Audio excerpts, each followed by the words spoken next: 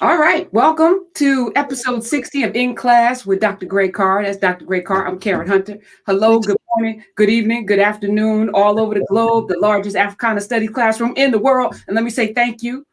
Thank you. Thank you to the master teacher as well. Love you. Good morning, afternoon. Good morning. Thank you for my beautiful shirt.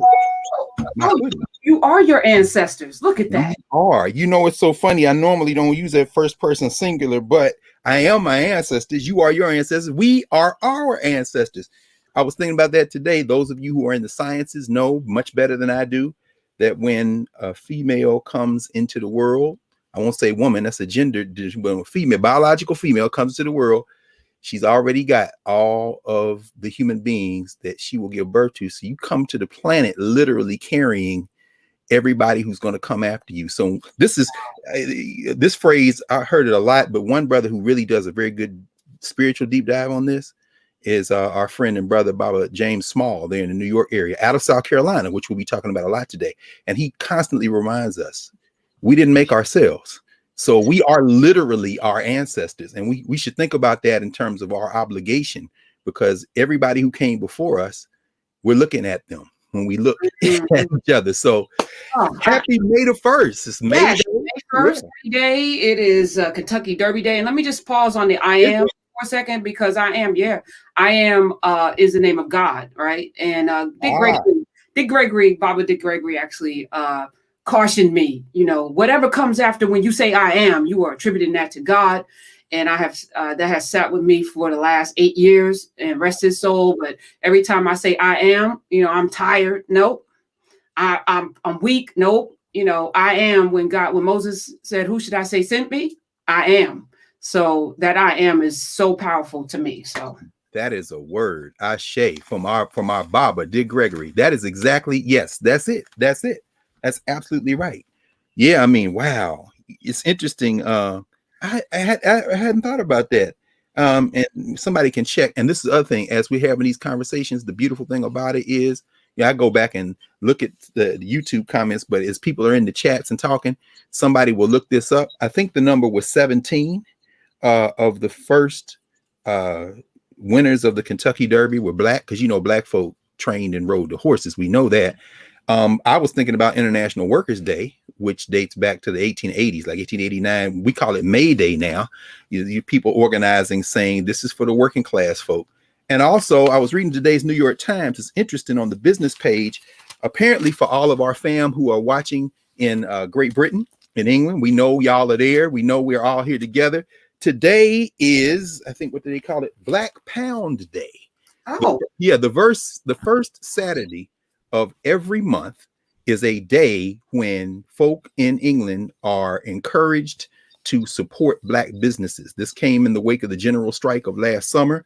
And there's a long article. Apparently a brother, the rapper Swiss, created it, Black Pound Day, but they got some real good profiles. There's a bookstore over there that they talk about, Round Table Books. There's a sister who grew her fashion line, Natalie Manema.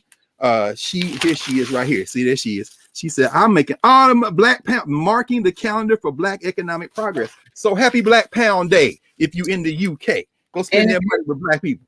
And if you're in Nairobi, I think it's Labor Day. Yeah. Even though they're going through some situations, but Well, continental Africans aren't like us in the United States. If you try to steal an election or extend your term in office in Africa, they come into the streets. That's what's going on in Somalia right now with the cat Muhammad. They just had the guy in Chad who had been there forever, who was a military guy who loved to go out and shoot at people. Well, he got shot at and killed. And so now Chad is in a moment where they got some challenges. Of course, we know what's going on in Ethiopia, or we should know what's going on in Ethiopia right now with Abiy, the president of Ethiopia. But see, the thing about it is, you try to steal an election in many places in the world, the people are going to show up. Not like the hillbilly horde, the children of John C. Calhoun, who we're going to talk about today. Shout out to Tim Scott.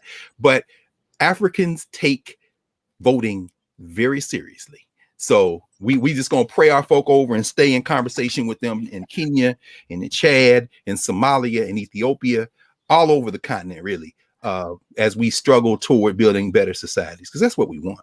I mean, and this is a great entry point, because we're going to talk about the need for history as people are, talking about 1619 and how we shouldn't use that as an entry point to American history and all of this conversation about, racism and is America a racist country and all of this stuff. Other people, because, I started reading this book on my break. I don't know if you could see it. Yes. Yeah, and I'm just a little ways in, Dr. Carr, and I'm already like, we have to fight this indoctrination because it has been a constant drumbeat and it has been very willful. And even our school systems throughout this country, very complicit.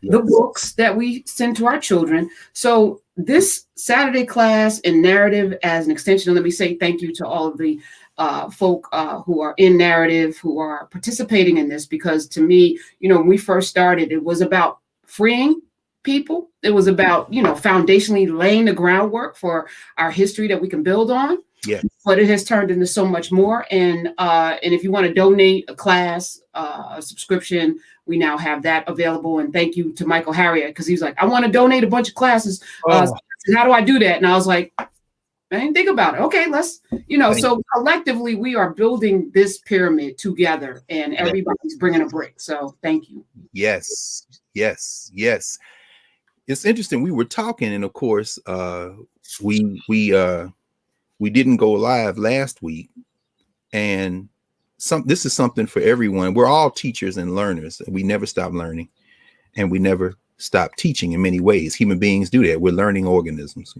So, but for those who are tasked, honored, assigned to take up the role of formal teaching and learning, we know that it's important to reflect. We're in constant reflection mode. All teachers need that. And what we're doing here has grown exponentially, of course, coming in as the general strike occurred last summer, spring and summer, and then extending now to our 60th time together in this format. It was good to spend some time sitting and reflecting. And in that 2-week interval, we, of course, have seen the world continue. That's what the world does. And so today, thinking about the anchors, what makes this conversation distinct, not necessarily different than all the other conversations, because now with technology, everybody's talking all the time. You can find and see anything you want. And of course, the invisible hand, the algorithms tend to guide, which is why we're always encouraging folk to not only meet us here, but then invite others. And then as we are building and shaping the narrative side, really, that's where we get into the hard work, the difficult work, the necessary work, the joyful work. But in these Saturday points of entry, sitting thinking, what makes this conversation distinct? It should be obvious, but thinking about it and say, we should probably try to continue to communicate the need for asking better questions, because that's really what curriculum does in any formal education system. A curriculum is designed, whether it's good, bad, or in the between, it's designed to have students learn by asking solid questions, good questions, more questions, better questions. And then as those questions emerge, the student should be fed with content, with information, with experience, and the teacher serves part guide, part kind of shower of the way, part repository. So that what ends up happening often now that we're in a society, the American society, that really doesn't value teachers, and people could say, yes, we do. And that's clearly not true. You can't have a society without teachers. So that's like a threshold minimum thing. But how you incorporate teachers into the formal structure of a society says a lot about what your society is about. And then what those teachers are capable of, have been developed to do, because we all have a basic intelligence. So if you're a teacher, Asa here used to always say this, and if you want to, there's so much Asa wrote and spoke about, more speaking than writing, and he wrote a lot. If you get the little book, Young, Gifted, and Black, edited by Teresa Perry, Asa Hilliard, and Claude Steele, in Asa's chapter, No Mystery, they say, well, how can we educate these Black kids? It's not a mystery. We know that. We've talked about that a lot. He says, a teacher should have content mastery, So they should know their subject matter, and they should always be acquiring more content mastery. And then they should have the capacity to help communicate to students and interact with students and learn alongside students, even as they are expected to know more than students, continuing to learn in ways that communicate better, ways to ask better questions, ways to guide thinking, guide inquiry. So that having been said, in this space, this in-class space, we've talked a lot about, and it really anchors what we do, because we this is the largest Africana Studies class in the world. It convenes regularly, and it's like thousands of people. And so there's so much out there. People are always saying, well, what books to read, what places to go, how do we look for this? It's the how. How do we approach a topic? How do we ask better questions? And then where do we search for answers for those questions? And we know that is shaped by our curriculum. The curriculum that we developed in Philadelphia in close collaboration with teenagers in the Philadelphia Freedom Schools. Shout out to all my people in Philly Freedom Schools, in my heart. And then continued to work with educators. And in 2005, 6, and 7, developed what became the curriculum framework for the mandatory African-American high school history course in Philadelphia public schools, high schools.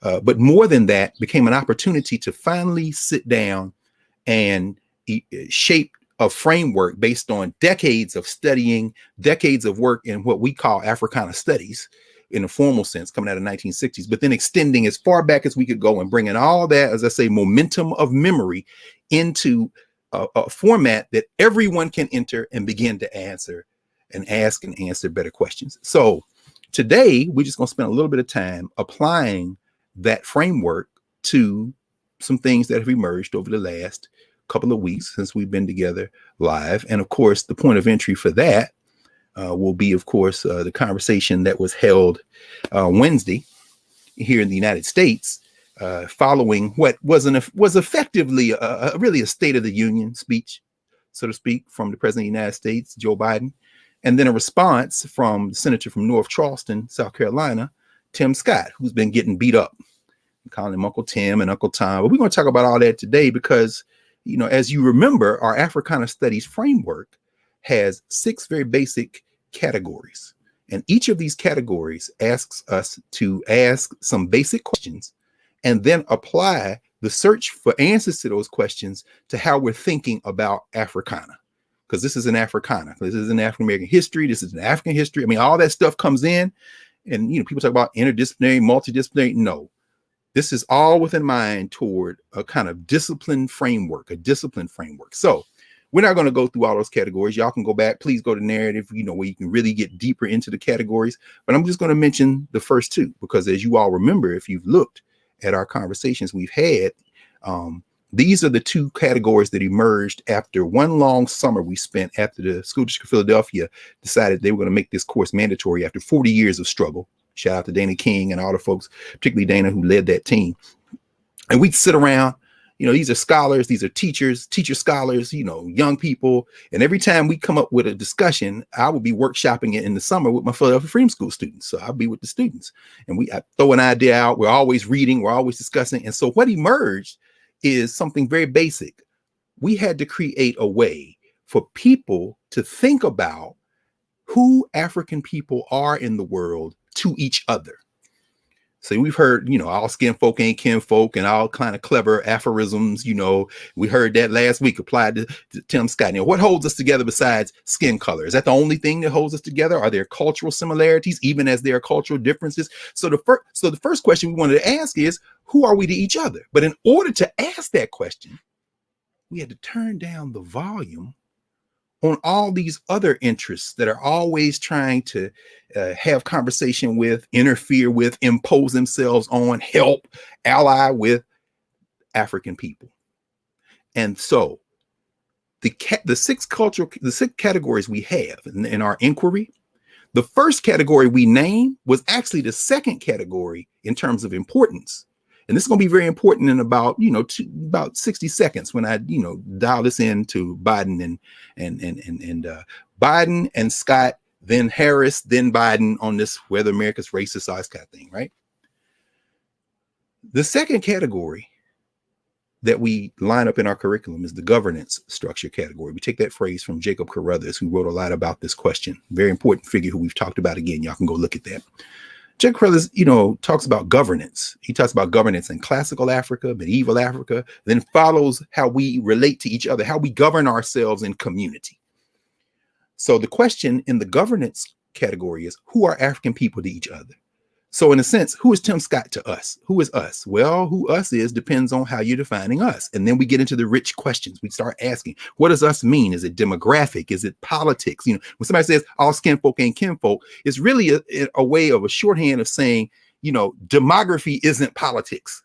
That's really what's being said. And in that way, it kind of resonates with the Black consciousness movement in South Africa, for example. Bantu Stephen Biko, and before Bantu Stephen Biko, Robert Sobukwe, or even Anton Lambedi. You go back to the 1940s and 50s. So there's a politics that kind of forms around Blackness, can form around Blackness, that's distinct from phenotype, distinct from, just having Black people around. Go ahead, Prof, jump in. This is so important because, I'm going to do an experiment next week on my radio show. Oh, by the way, thank you. Oh. Did y'all see that? Y'all check that narrative joint out? Y'all got it? Get your hot narrative joint. Narrative. That should be the status symbol, not a sneaker. Anyway, someone posted that on Twitter. I'm not. That's a lot cheaper too, and functional. Can't drink out of sneaker. Anyway, go ahead. But I'm gonna do an experiment because a lot of what we do is knee jerk, not rooted in any understanding. So I just want to say thank you again, because this is the conversation that I didn't know we needed. And, we've been having this conversation since the pandemic, but now it's like, everything is to trigger us to react emotionally to something. So yes. Of course it's racist. And then we spend 3 hours on Twitter showing how racist America is, but we still are in the same situation we were 3 hours before. So nothing has changed. Tim Scott saying it's not racist. Kamala Harris, Vice President, Harris, repeating it. Doesn't change our condition. So I want us to more focus on how we get free. And so go ahead, Dr. Carr. I just wanted to jump in. So, because a lot of folk wanted to hear what you had to say because they know you can undress Tim Scott because you have all of the words and you can do it masterfully. No, words are, and I confess, Professor Hunter, I confess to having that same emotional reaction.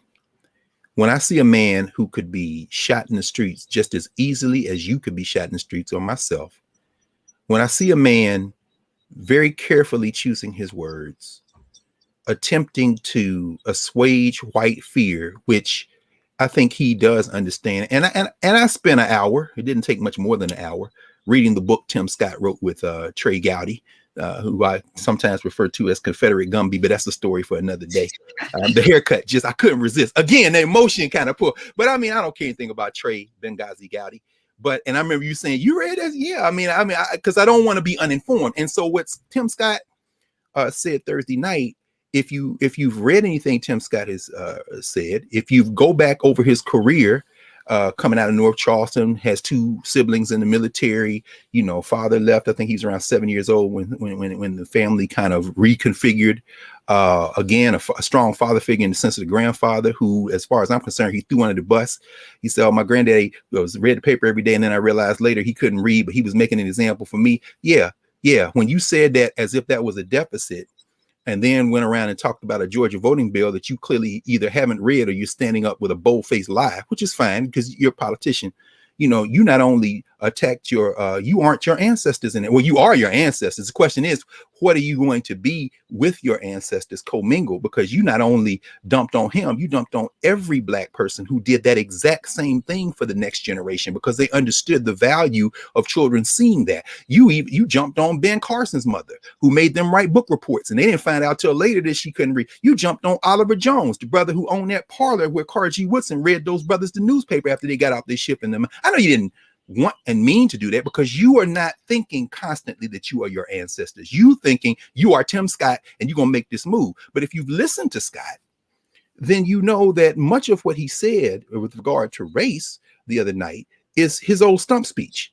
when he ran for city council, when he got defeated, when he ran in the district one time and then came back, when he nailed the 10 commandments to the wall, when he was on Charles City Council, he voted to get the 10 commandments. I mean, this is his shtick, and it's a distraction. But also understand that in that process, we have to remember that it isn't what he's saying first, it's how we think about it. So if we're in the governance structure category, and by the way, I'll pause here for those of you who may not have heard this before. As I said, there are 6. The first 2 shape the other ones. So I'm going to go back to the first category listed, but I'm starting with the governance category because that's the most important one. This is what Professor Hunter, that's what you're saying. How do it free us? How do it free us, in the words of Sonia Sanchez from her play in the late 60s? How do it free us? Us is the question we have to ask if we're talking about Africana studies. Now, if we're not talking about Africana studies, that's fine. And there is a distinction to be made. I won't get down this, but a lot of people say, I'm doing Black studies. No. Dawudi Azibo and others would say you're doing the study of Blacks. That would fit in the other category. But anyway, Black studies, Africana studies, asking who we are to each other does not start with pleading for our humanity or creating artificial relationships to try to make us palpable to somebody or any other group or the world, generally speaking. So, and then I'll just do this very quickly. Those other 4 categories.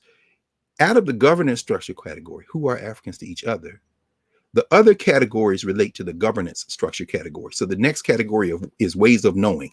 How have African people, in whatever moment we're studying in time and space, thought about reality, thought about the world, thought about human social relations, thought about everything you can imagine, ways of knowing. We're not going to use word like epistemology or axiology. What are the values? How do we know what we know? No, all that. See, that was the thing. We got to set all that aside and put it in language that is accessible so we can all have this conversation, ways of knowing. The next category, very quickly, is something called science and technology. How have African people acted upon the world in order to interact with the natural environment? So whether it through inventions or adapting things that have been created, how have Africans? So in other words, you take all the musical instruments out of the school system. These Negroes started taking records and making music out of records that have already been recorded. That's ways of knowing applied to a form of science and technology. So, all that kind of thing. The next category, very quickly, is the category of movement and memory. That's very important. And the category after that is cultural meaning making. I'm naming them together because I want to make sure everybody understands the distinction. Movement and memory is kind of a lot of what we do here and do in narrative, which is, in other words, as we move through time and space, how have African people passed on knowledge, experiences, memories of their moment in time and space, which is cultural meaning making, on to next generations? There's the distinction. So in every given moment in time and space, people create songs, music, dance, they write, they paint, they do whatever they do in terms of culture. They create cultural text. That is the last category, cultural meaning making. So right now, what's this thing that DJ Khaled just dropped? I watched it with Nas and Jay-Z. What's the name of it, Karen? I don't know. I mean, I sent it to you, but I don't have your memory. No, somebody gonna help us in a minute. Yeah, they did a song, and Nas has a bunch of bars about Coinbase, Bitcoin. Yeah, apparently that drives Bill Maher crazy, as if money isn't anything other than an artificial place marker for value. I think he misses the distinction without a difference between Bitcoin and dollars, since none of us seem to be carrying around paper money. I mean, poor Bill. I understand, Bill. But this is why it's so important, and I'm like, I want to praise Nas and Jay-Z for uplifting, the conversation, because 20 years ago they were rapping about selling nickel bags and stuff, and now they're rapping about their investments in technology companies and in the blockchain and Bitcoin, and I appreciate that conversation because Nas said we need more of us in this space, and we do. I had a really brilliant conversation with a man that's going to be joining us in narrative named Rick Willard about fiat and the history of the shared agreement that this dollar is valuable. It's only valuable because we agree. There's actually no value to our dollar. Right. Except we're coerced into agreement. That's right. And as soon as we start to find other ways, First, the banks were like, Bitcoin's trash, and now they're all in Bitcoin, and now they're all in cryptocurrency, all of them. And look, and watch Bill Maher be in it too. But anyway, go ahead. He probably already is. No question. Can we not evoke his name? Yeah, I just wanted, because somebody probably saw that and probably said, yeah, that's the only reason. That's the only reason I said it. That's right. That's right. All right. Oh, how could I say that? In fact, let me apologize to you, and while balancing it by remembering the name of the thing. Sorry, not sorry. That's the one. Sorry, not sorry. I knew you would. All right, go ahead. No. But we should pause there, because this is actually a good way to tease out those last two categories. The challenge that we were having in our conversations as educators trying to build this curriculum framework, and then my conversation listening to and testing this stuff out with teenagers in Philadelphia, and then bringing it on the train with me. I was on a train a couple of times. Joe Biden was on the train, but I rode the train every day from Philly. Of course, it stops in Wilmington. That's one of the reasons Wilmington got set up very lovely. Delaware got set up with that Amtrak headquarters. But at any rate, and by the way, $80 billion for Amtrak, I'm all for it, because some of y'all old enough to remember when the train was the way to go, and that should be the way we return to. I mean, I hate they took out Nashville and Atlanta and all the places, New Orleans, the Silver Star. I've ridden the Cardinal to Chicago, so I mean, I know what that is. Anyway, in those conversations, and then bringing those conversations to campus in Washington, and having those conversations with young people in classrooms at Howard over the last, now I guess it's been 13 years. It was clear that these 6 categories were the lowest number we could get to that would allow us to tease out all the other conversations. And those last 2 categories can be confusing, but I think this Sorry Not Sorry song and video, DJ Khaled, Beyonce, Jay-Z, Nas, really gives us an opportunity to see the distinction. That song, that video, that remix is cultural meaning making, meaning near the end of April, in the year 2021 on the calendar we use, that song dropped. Now, the question is, 10 years from now, 20 years from now, 30 years from now, will we still be referring to it? Will it still be remembered? Now, the answer to that, probably not. Oh, I don't know. We'll see. However, we know we will still be singing Strange Fruit, listening to Strange Fruit. We'll still be listening to Aretha Franklin, because movement, as we move through time and space, and memory, the things that become so salient, that resonate so deeply, that tap into something much more than just any particular moment in time, cultural meaning making, those things tend to endure. Now, here's where the thing gets very interesting in relation to this video, this Sorry Not Sorry video. The importance of study is to lengthen out movement and memory, to lengthen it out across time and space, so the things that don't survive just readily, because we all kind of resonate. So when you hear everybody start getting ready. Now I lay you down to sleep. Of course. Flashlight. Yeah, everybody need a little light. You don't have to go to school to study that. Somehow this just gets passed on from generation to generation to generation, because movement and memory, that one resonated deeply with the culture, deeply with the music, deeply with the rhythm. Those are the rhythms that we came out of our mother's womb first listening to nature when the first human beings came on the planet. Those are the ones that we codified in our science and technology with the drum. Those are the ones that we then carried with us. They couldn't beat out of us. And now those are the ones which shape literally the entire world when it comes to popular culture. That science and technology applied to those ways of knowing, and that cultural meaning making that resulted has moved through time and space, movement and memory. Now, what hasn't and won't survive in movement and memory without education, without searching for what we thought before, are those things which we are either prevented from doing or deliberately forget. Now, this brings us all the way back. Now, remember all those categories?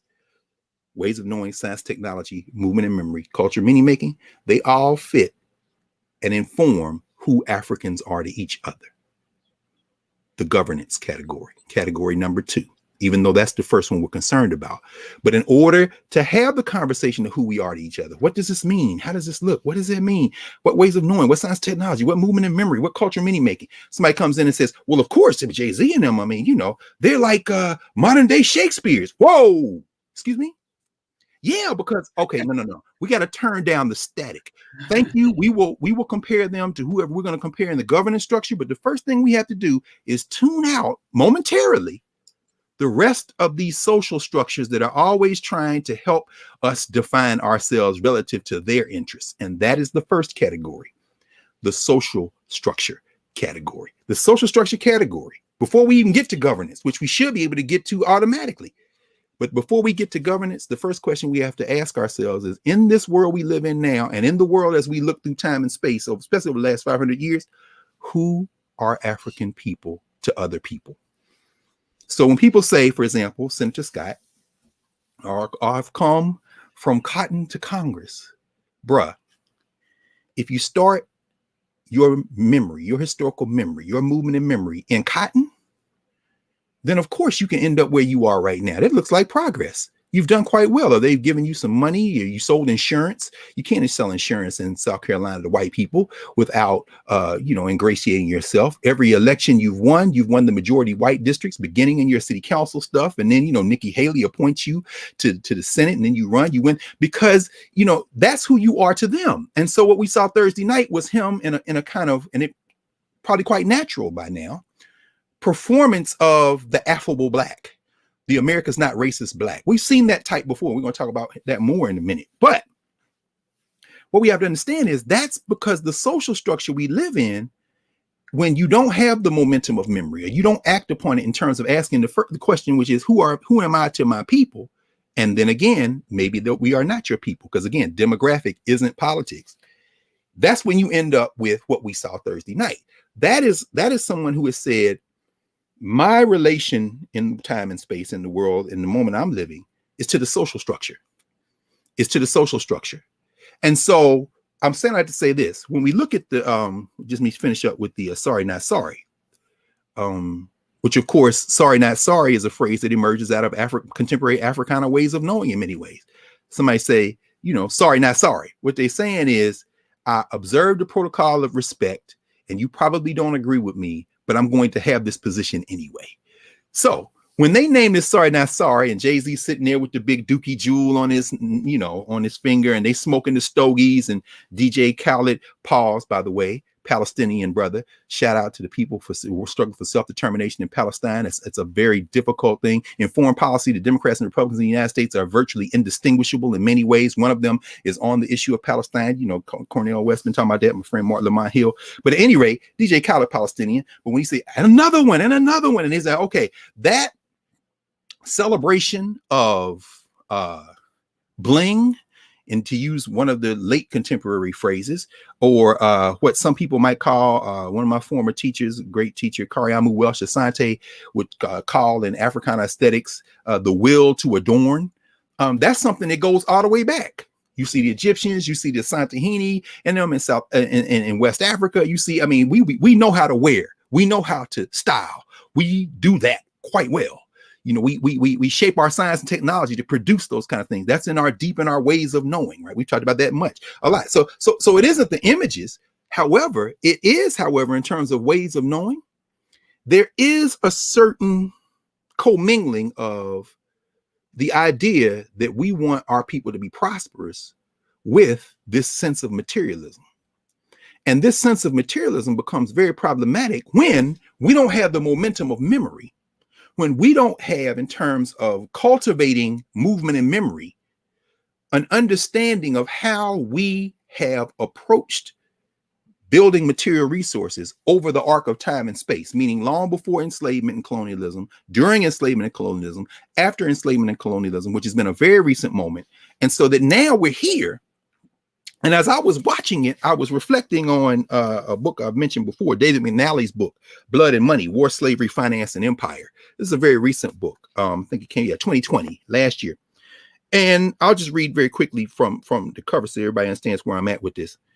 In most accounts of the origins of money, we are offered pleasant tales in which it arises to the mutual benefit of all parties as a result of barter. So it's a place marker for labor. The fruits of labor. It's basic economics, right? In this groundbreaking study, David McNally reveals the true story of money's origins and development as one of violence and human bondage. Money's emergence and its transformation are shown to be intimately connected to the buying and selling of enslaved people and the waging of war.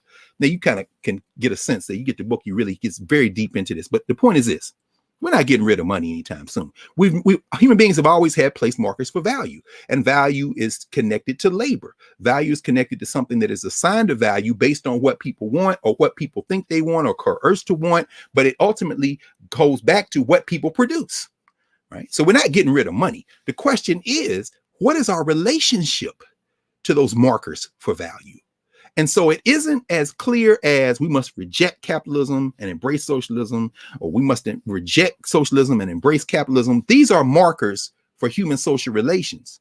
And so when you hear a Joe Biden, for example, on Wednesday, give a speech and then come off the podium, and one of the first people he stands there talking to is Bernie Sanders, what you see is somebody who got pulled out of the fire in South Carolina by black people, not because they love Joe Biden so much. So everybody's saying, oh, y'all caping for Joe Biden. Listen, as John Henry Clark said, don't get mad, get smart. But what you see is the Joe Biden that was on the debate stage taking an L, getting punched in the ideological face every debate, looking like he was punch drunk, which is not too different than now, but I mean, a little different. That Joe Biden has been pulled in another direction. I don't even like to use the phrases left and right, because again, language has power. And again, the social structure gives us these markers, and we think we have to play in those lines, when in fact, we should be asking, who are we to each other? And then how does that inform how we engage with the social structure? But he's been pulled in a direction that bespeaks a redistribution of even a fraction of value in this country. And so it's no accident I see him standing there talking to Bernie Sanders, and I'm saying, yeah, because you weren't talking about taxpayer subsidized education, community college. There's no such thing as free anything. Understand that. You're paying for it. You already paid for it with your taxes. In fact, when he says they're going to get an IRS $80 billion to go look into anybody making over $400,000 a year and all the corporations, and people are saying, well, that means they're going to come look for the poor people. First of all, below a certain level, people don't pay income taxes, even though we all pay taxes, sales tax, all kind of other stuff. Second of all, the things that were proposed on Wednesday night are not revolutionary at all.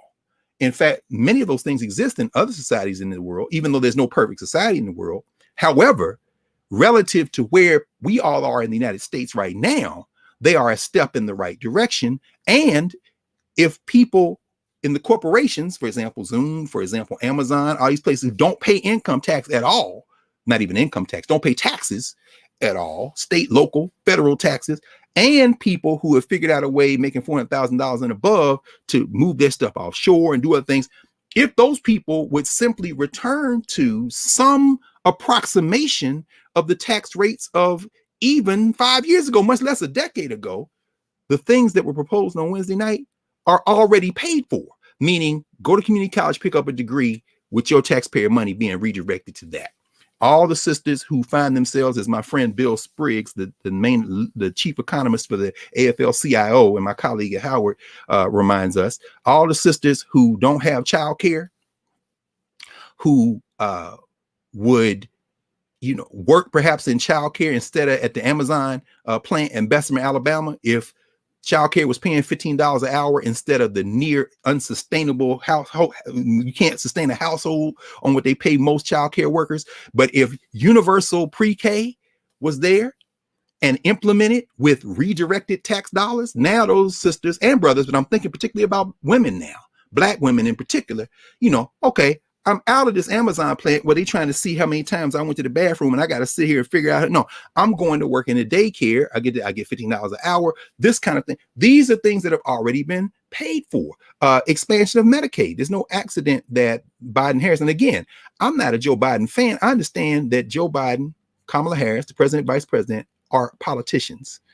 So this is a very important thing we have to understand. Distinguish between a politician as a celebrity. See, this is where the commingling comes in the social structure. They got us looking at people like we know these people. I don't know these people.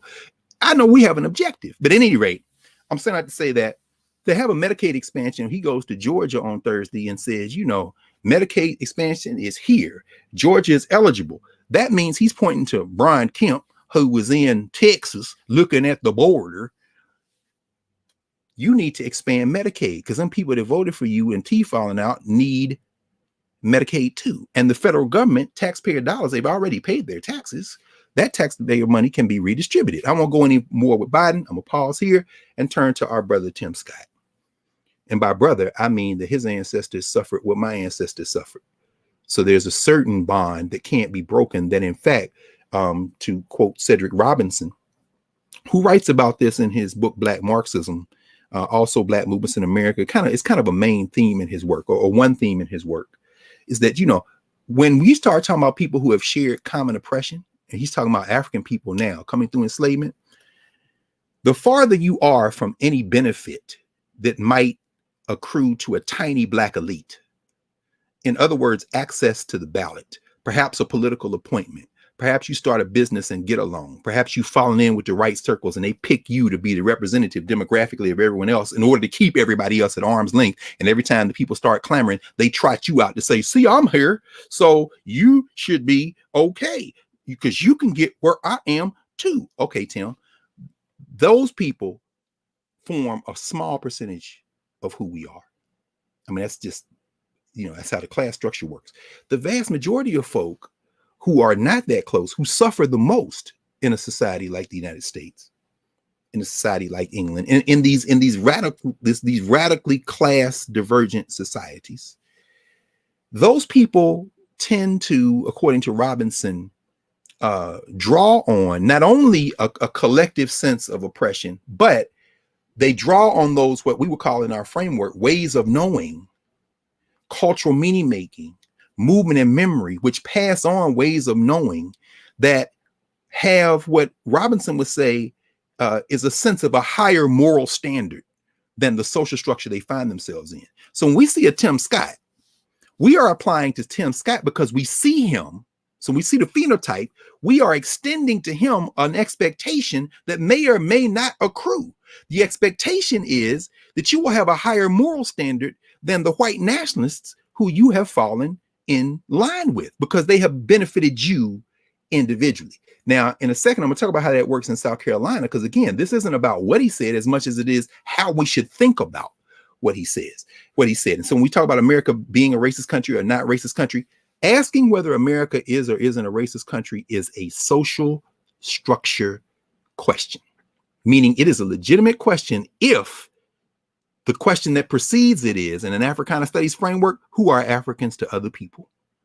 And if you really stop to think about it, the reason we had to have a social structure category is because as we were writing curriculum and looking at textbooks, and I'm saying all the textbooks up to and through, including the great work that's been done with the 1619 Project, all the way to today, all of those textbooks are oriented toward answering the social structure question. Who are African peoples to other people? They are the first people who brought democracy. They are the first who thought about who are you trying to justify our existence to? Well, we're fighting this battle against racism, and we got to, okay, all that's true. But who are we to each other? Well, we are a people who sing and we got great food. And okay, what about politically? What is our political ethos? Well, we've always believed in democracy. Oh, they was talking about democracy on the boats? They were talking about democracy for 6,000 years. That's the word they used. Well, no, they didn't. Okay, so can we pause, at least ask the question? And I tell you, sis, when you get a 16-year-old girl to ask that question, and then the book don't answer it, the teacher don't answer it, but she go to home and see how community works in real life when you got to do your chores and there's expectations. You say, okay, now our next search is, do we have other words? Do we have other language? Do we have other ways of knowing we've created even in the English language? So when somebody says, you get a job, you at the fast food counter, you see your crew come in and they come in, they see you, you see them, they in the back of the line, you went behind the counter, they ain't even got up to the line yet, and they see you and do like this. You know what that means? That's what we call in the social structure democracy. In other words, you got a job, which means we all benefit. Yes. You know what I'm saying? If you don't speak Ebonics, ways of knowing, this isn't Black English. No, when you call Ebonics Black English, you've strayed into the social structure category. what Ebonics is, y'all taught us English and then we put African grammars, African ways of knowing in it. And guess what? It ain't all verbal, because everybody who speak Ebonics know what this means. You try to get in the club, you in the back, your boy's the bouncer, you're like, Charles. In other words, you there, which means we there. You understand? Now, what does that translate into social structure? Oh, that translates to when Allen Iverson shows up with his people. Here come Jim Gray or Bob Costas, or with the entourage. I don't understand. I don't understand. When Deion Sanders calls his teammates on the 49ers and says, hey, look, y'all, we got a World Series game on Thursday.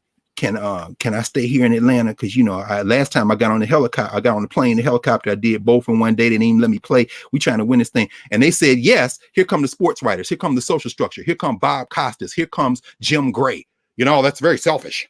It's very selfish. I mean, I understand, he doesn't have a contract, but you've got to put the interest of the team first. You don't put the interest of the team first. What you're saying is, this boy to me is entertainment. You understand? Who are Africans to other people? You are fungible resource that we can move around, do whatever the hell we want to do with. And when you act in your own interest, who am I to my people? Who am I to my interests? Oh no, you don't get to do that. Deion Sanders was trying to negotiate a plantation. And I won't go too far now. I just want to mention one other thing as it relates to that, though. Anytime you watch a sports documentary, pay very careful attention, not to the talking heads, not to the sports writers. Pay very careful attention to how the athletes talk about the other athletes, and you will always get a hint of the governance structure. So when they do these documentaries, Deion Sanders was controversial and Tim McCarver was mad because he threw ice water. Then they put Bo Jackson in. Bo says, yeah, I know what Deion was talking about. See, you ain't. These are just runners and jumpers in the social structure. They're human beings in the governance structure. And Deion understands that's why he's down there at Jackson State. I'm glad he's down there because he can return the whole thing out. So anyway, what I'm saying in relation to Tim Scott is this, and then we'll tie this together. When Joe Biden was talking on Wednesday and Scott came with the response, he's not responding as a black man. He's responding as a member of the Republican Party. And I don't want to spend too much time on this today, but I thought that, as we were talking, Prof, about this, it would be useful to bring up that movement and memory to connect things that we have I hate to use the language forgotten, because forgotten is like a passive kind of thing. Oh, we forgot about this. We forgot about this. No, this was suppressed. See, the social structure, this is why curriculum written in the social structure category is never going to be in the interests of who Africans to each other are to each other. Social structure curriculum is all about who African people are to another entity. And that other entity in this case is the United States of America. So when Mitch McConnell, who I absolutely respect as a white nationalist trying to hold on to his miserable way of life, it's on me if I don't stop him when it comes to my life and your life and our lives. When Mitch McConnell attacks the Secretary of Education and says, "Oh, we shouldn't have these guidelines with the 1619 project because it's divisive and you should say that, white nationalists, because in your America, I'd have my shirt off today instead of having this conversation. I'd be out here chopping some tobacco or I'd be ready. Well, I'm too big, but my cousin will be ready to mount a horse while you sip your mint julep and watch the horses run. In Louisville. We all know Mitch, but guess what? Gone are the days when my heart was young and gay. Sorry, brother. I'm sorry. Gone are the days, baby.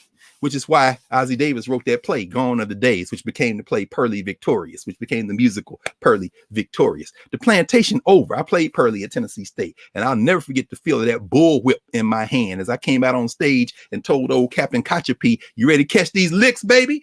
Mitch, gone are the days, baby. Gone are the days. But I understand why you're trying to defend it, because social structure curriculum is about creating an American entity. Now, all this is going to tie together very nicely in a second. But what we're doing here is governance structure. Who are Africans to each other? Now, before somebody says, well, that's separatist. No, you have to have a conversation with yourselves, because as W.E.B. Du Bois said as early as 1897, when a speech he gave called The Conservation of Races, he says, Every member of the human family has something to contribute to the world. Groups of people in different cultures have things to contribute to the world out of their cultures.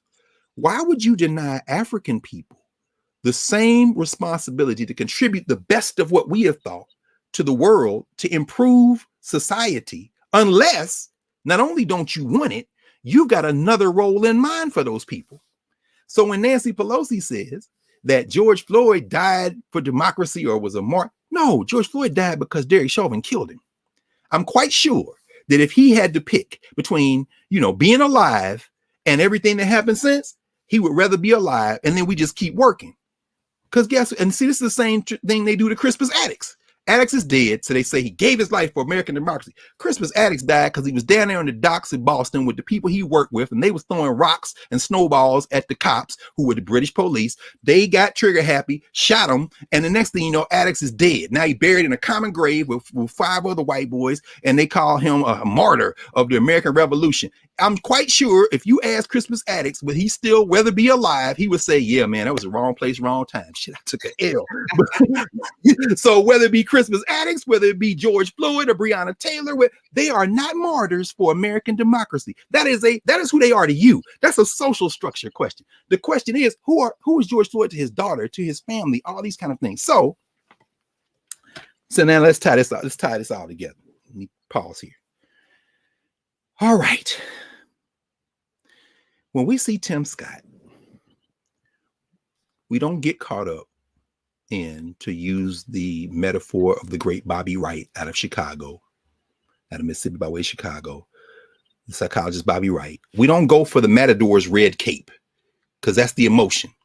And I fell victim to it too, man. I'm saying, he do like a black Gerber's baby. I mean, I engaged in barbershop talk, no question. I mean, I'm looking at him skinning and grinning. He was skinning, shaking that jangle leg out there in the Rose Garden behind your master, Donald Trump, when y'all gave away almost the exact amount of money it would take to cover everything Joe Biden talked about on Wednesday night. The money was in the coffers until y'all gave it away in 2017, and they stuck you right in the middle of the picture, just skinning and grinning. But the point is, I fell victim to it a little bit, but I'm used to the governance structure. After you've been free for a while, you forget how it is to, want to go back into social structure all the time. Because the thing is, we're building toward a common humanity. These are not programs that will help only black people. And I understand that there's a very strong reparations case to be made to say we need some things that benefit only us because of the harm that was done. I absolutely agree, but that's applying that higher moral standard that Cedric Robinson talks about. And for the life of me, I can't understand why those of us who are deeply invested and have worked for years in the reparations movement, don't have a better way of articulating the idea of reparations as a demand and separating it from the expectation that this social structure is going to somehow have a high moral standard like we have. So anyway, because you can't guilt and shame them. So the idea that there's a reparation, no, you have to force that. And I think a lot of people in the reparations movement, I absolutely know that we do. But anyway, so we see Tim Scott, that response. Let's use the momentum of memory just for a couple of minutes to place Tim Scott in the arc of time and space. Let us remember, right? Okay, so let's start very quickly. We don't need to get into Tim Scott's biography. We know where he's from. He told us kind of basics the other night. And so the state of South Carolina, and by the way, Prof, and we've been learning this for years, and now that we've been here for a year and this momentum is building, and y'all please spread the word. This is so important, because this isn't the only conversation. It may not even be the most important conversation, but I tell you what it is a point of entry conversation that opens up all the other ones, because we're asking different questions. Once you get those different questions, search the world, then come back here, we talk about it, right? So South Carolina can be used as a microcosm of the experiences of African people in this settler colonial project we call the United States. I understand why Tim Scott, Vice President Harris, President Biden would say America is not a racist country. And then Vice President Harris and President Biden would then go on to say, however, there are structural racist problems. I understand why they say that. They're politicians. That kind of nonsensical talk is an attempt to do something that cannot be done. You want to speak to everybody at once. You don't want to scare the white folk. You want to encourage the black folk who say, that's crazy. No, it is crazy, but I can't just say it's crazy because then I won't get these 3 white votes that I need to put. Okay, so America's not a racist country. No, but it's a racist country.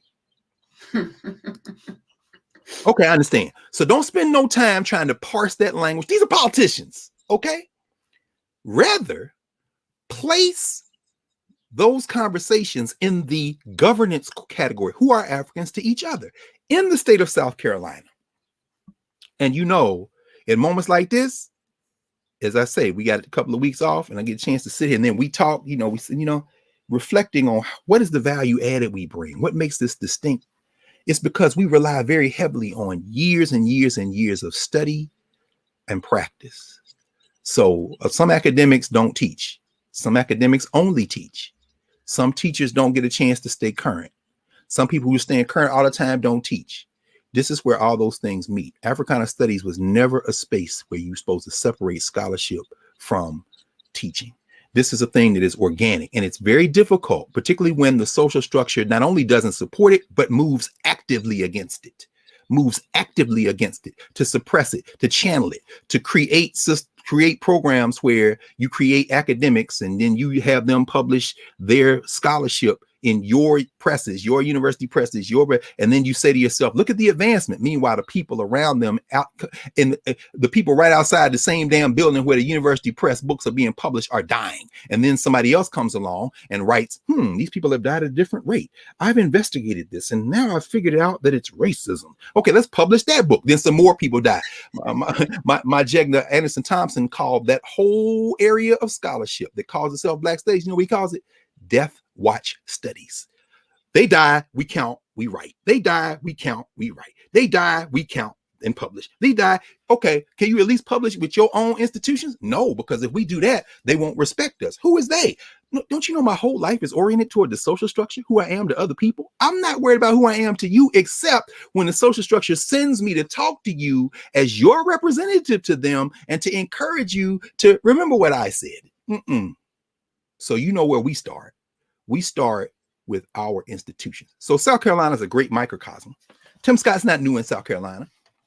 In fact, I'm going to tie him to somebody in a second. Let me just do this very quickly because I'm got my eye on the clock. We won't go long today. Because the other thing, as we talked about, we're trying to dial back the amount of time we spend live on Saturdays. We want folk to go to narrative. And you like, well, it's subsidized. We are serious about this. We're building this world. So at any rate, building this space we want. South Carolina, when I think of South Carolina, there's one figure that looms large over all of this. In fact, I want to give you, I've mentioned these books before, and I think I should have them around here somewhere close at hand so I could show them to you. Here we are. I've mentioned these books before, and I don't know why. I think the spirit of Michael Harriot is always strong in here. Only South Carolina, man. These two books, these are two sisters, Rhonda Thomas and Susanna Ashton, that put together a book of primary sources called The South Carolina Roots of African-American Thought. And you see Jesse Jackson, Septima Clark, you see Daniel Payne, you see the man Buck Benny, Benjamin Elijah Mays, you see the great Mary McLeod Bethune. All these are South Carolinians. Now, ideologically, politically, they're going to be closer to the end of the spectrum that some people might call left or progressive, but I don't think about it in terms of left or progressive or right or conservative. I think about it, who are African people to each other? These are institution builders, these are educators, so forth, and they go through a number of them. In fact, just as we came on, I was looking over here for my friend Ida Jones's book on Kelly Miller, who was at Howard University for a number of years, but there's one person in here I'm going to mention a lot. Not Archibald and Francis Grimke out of the 19th century, Marion Wright Edelman, of course, Jim Clyburn, of course. I mean, so many others, Randall Kennedy. And then on the spectrum, you might consider right or some of the social structure, Armstrong Williams, of course. So there's a diversity of opinion there, but there's one figure I'm going to mention in a second who, and then these pieces were pulled out by Walter Edgar and Bernard Powers from a larger project, the South Carolina Encyclopedia, huge project. They pulled out the entries that were on Black people, wrote new introductions and extended the work and published this little book, 101 African Americans Who Shaped South Carolina. Tim Scott's not in either of these books. Why would he be? Again, movement and memory. Nobody gonna remember Tim Scott. Nobody's going to remember Tim Scott.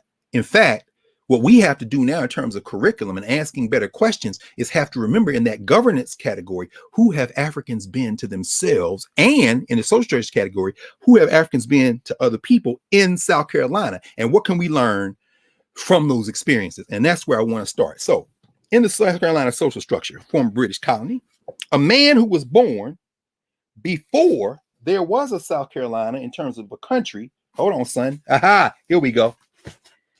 I've been reading this book. I think I showed it to y'all a couple of weeks ago. Robert Elder's new book, Calhoun, American Heretic. There he is. Don't he look like America? Anyway, this is Josh Hawley.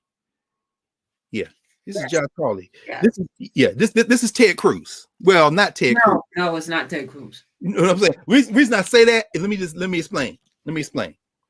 Born and raised in South Carolina. As he begins the book, in fact, let me just go there. He says that he was born in 1782. Now, there was no formal treaty. This is after Cornwallis surrenders to Washington's army at Yorktown, Virginia. But there is no formal treaty yet between Britain and the United States. He was born before there was a United States of America, in other words. And I used to remind people of that. Why is Calhoun important? Because John C. Calhoun is one of the most important politicians and thinkers in the construction of the settler state we call the United States. His shadow is the one that creates a Tim Scott. In fact, he launched it from South Carolina. And here's where it's going to get a little heavy for us, I think. Oh, by the way, why do I say Hawley and Cruz? John C. Calhoun went to Yale. He's a white nationalist with the Ivy League education who then tries to establish himself as some kind of intellectual in what he's defending, which is the slave power. Now, if you reflect on Cruz, who is considered remarkably, I think, people still writing about this in the social structure of mass media. He was a champion debater. Yeah, okay. He a champion debater. Bust up in the barbershop around noontime on South Side Chicago. Let's see how far he get with that bullshit. In other words, but in the social structure, is this your king? No, it's we don't like him. He goes to Cancun. He's a coward, but he was a champion debater. Why are y'all still okay? Oh yeah, that's right. Yeah, y'all. You know, there's this sense of intellectual value that is more performance than it is substance. And that's not to say that there isn't a standard of choosing the best words, the best speech. I mean, Ukwe Armand writes about that in The Eloquence of the Scribes as it relates to the ancient Egyptians. But I'm saying that because there's this Ivy League education, and John C. Calhoun is one of these Ivy League guys. And of course, young Josh Hawley, same thing, Ivy League education, 2 Ivy League degrees, right, including a law degree. So that's why I say that they're that.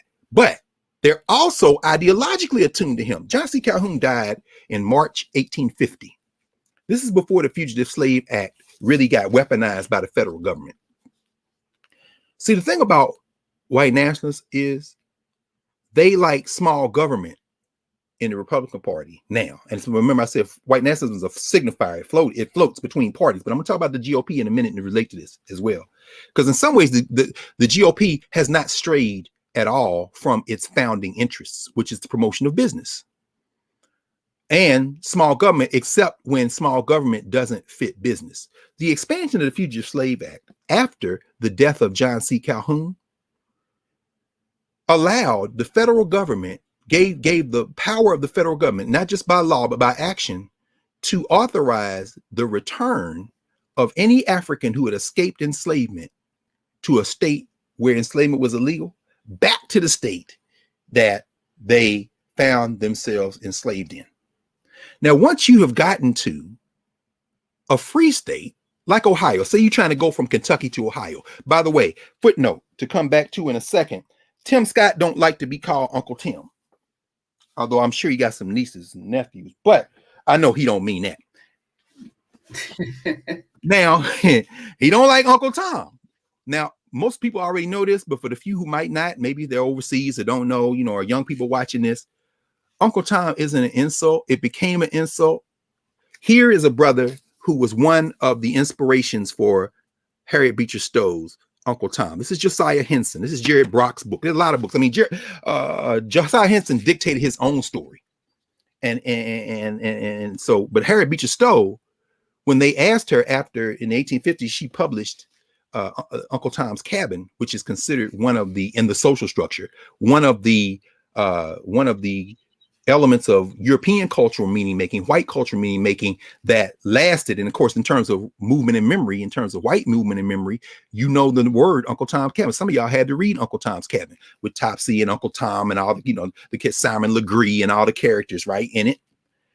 But after she published it and sold all these copies and it exploded, people start asking her, you just, no, what they said is the people who were for slavery, they said, oh, you making that up. There's no such thing. In fact, then they started writing counter books where black people escaped to the north, and then the people up north were the real racists, and then their slave masters came and got them, and they brought them back to peace because they don't want to really leave. They want to be on the planet. All these propaganda books. See, the thing about movement and memory is when you are forced out of remembering, you think what you're seeing now is new.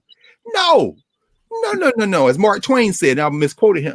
I didn't attribute right the first time. So, you know, history may not rhyme, but no, what is it? History may not repeat itself, but it rhymes. In other words, we've seen these responses. So Uncle Tom's Cabin comes out. All these critics say that's a lie. That ain't true. You know? So then she publishes a book called Harriet Beecher Stowe, The Keys to Uncle Tom's Cabin. If you pick up The Keys to Uncle Tom's Cabin, it's near 1,000 pages, like 900 some pages. She goes and she then annotates all the different places she got ideas for the characters and the stories in the book Uncle Tom's Cabin. One of the places, and it's like 7 or 8 times, I'm trying to go from memory now because I was looking around for my copy of both The Keys to Uncle Tom's Cabin and Dread, A Tale of the Dismal Swamp, which she wrote as well, but I couldn't find either one of them. But it's like 7 or 8 times she quotes in The Keys to Uncle Tom's Cabin. She said, my inspiration for this, or the way I think about this, was Josiah Henson. So this is the man who's considered, some people call him the real Uncle Tom. I think that's going too far. However, he was the inspiration for a great deal of this. So much so that Martin Delaney, who we're going to talk about in a second relative to Tim Scott, Martin Delaney writes Frederick Douglass, his friend Fred Douglass, and he said, hey man, Harriet Beecher Stowe made a lot of money off Uncle Tom's Cabin. Did she send any to Josiah Henson? Because, you know, Josiah Henson had to leave this country. Now, why do I mention that as it relates to Tim Scott, as it relates to this question of Uncle Tom? In the novel Uncle Tom's Cabin, Uncle Tom is this pious, religious, kind of docile figure. He's taking these L's, but then eventually kills the enslaver. Oh, it's a little complicated. Yeah, because what she's portraying is this is what this system does to people. It trains them out. Josiah Henson was born into enslavement. He was enslaved for a time right down the street where I'm sitting right now, Montgomery County, Maryland. That's Silver Spring, right across D.C., you know. This is Confederate territory, plantation, you know, Maryland's plantation state. In fact, Harriet Tubman said of Uncle Tom's Cabin when it came out, what did Harriet Tubman say? Because I think he actually opens one of the chapters on this. Let me see if I can find it quickly because it was hilarious when Harriet Tubman say, no, I won't be able to find it. Here it is. Harriet Tubman said, I've heard Uncle Tom's Cabin read.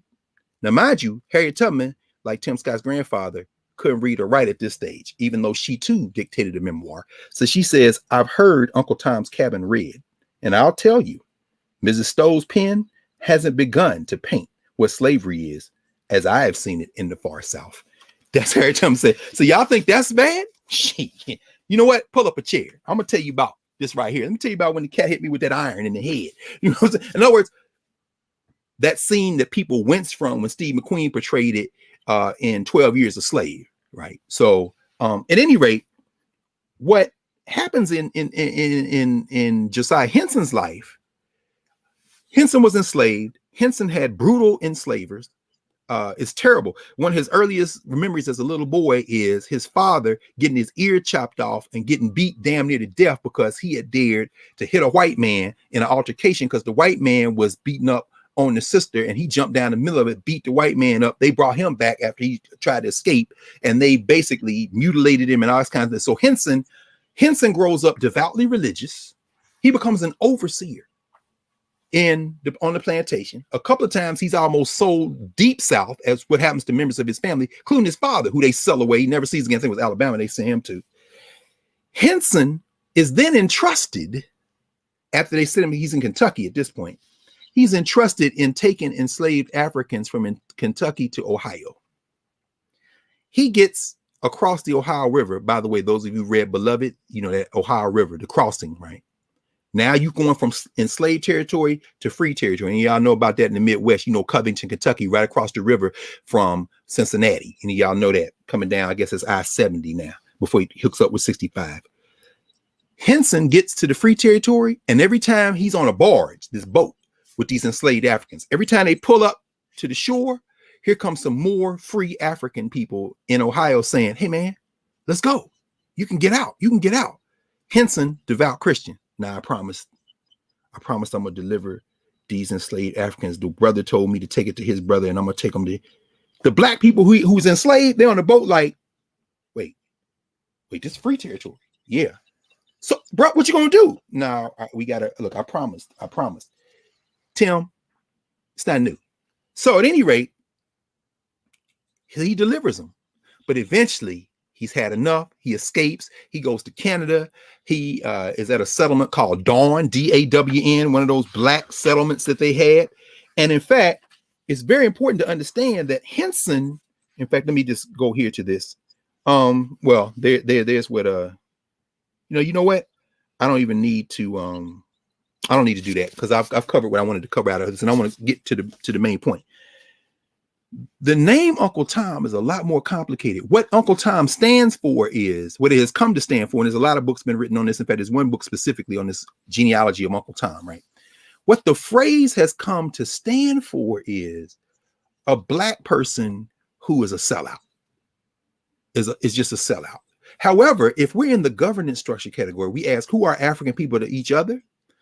We understand that it's a lot more layered and complicated than that, meaning that we have to think about how that happened. What did the social structure do to create a circumstance that had a Josiah Henson wake up late in life to decide, oh, no, hell no, and get his whole family out of it? What did it do so that Harriet Beecher Stowe in the social structure creates this Uncle Tom character that is docile and kind of takes it and kind of gets beat and then eventually snaps as well?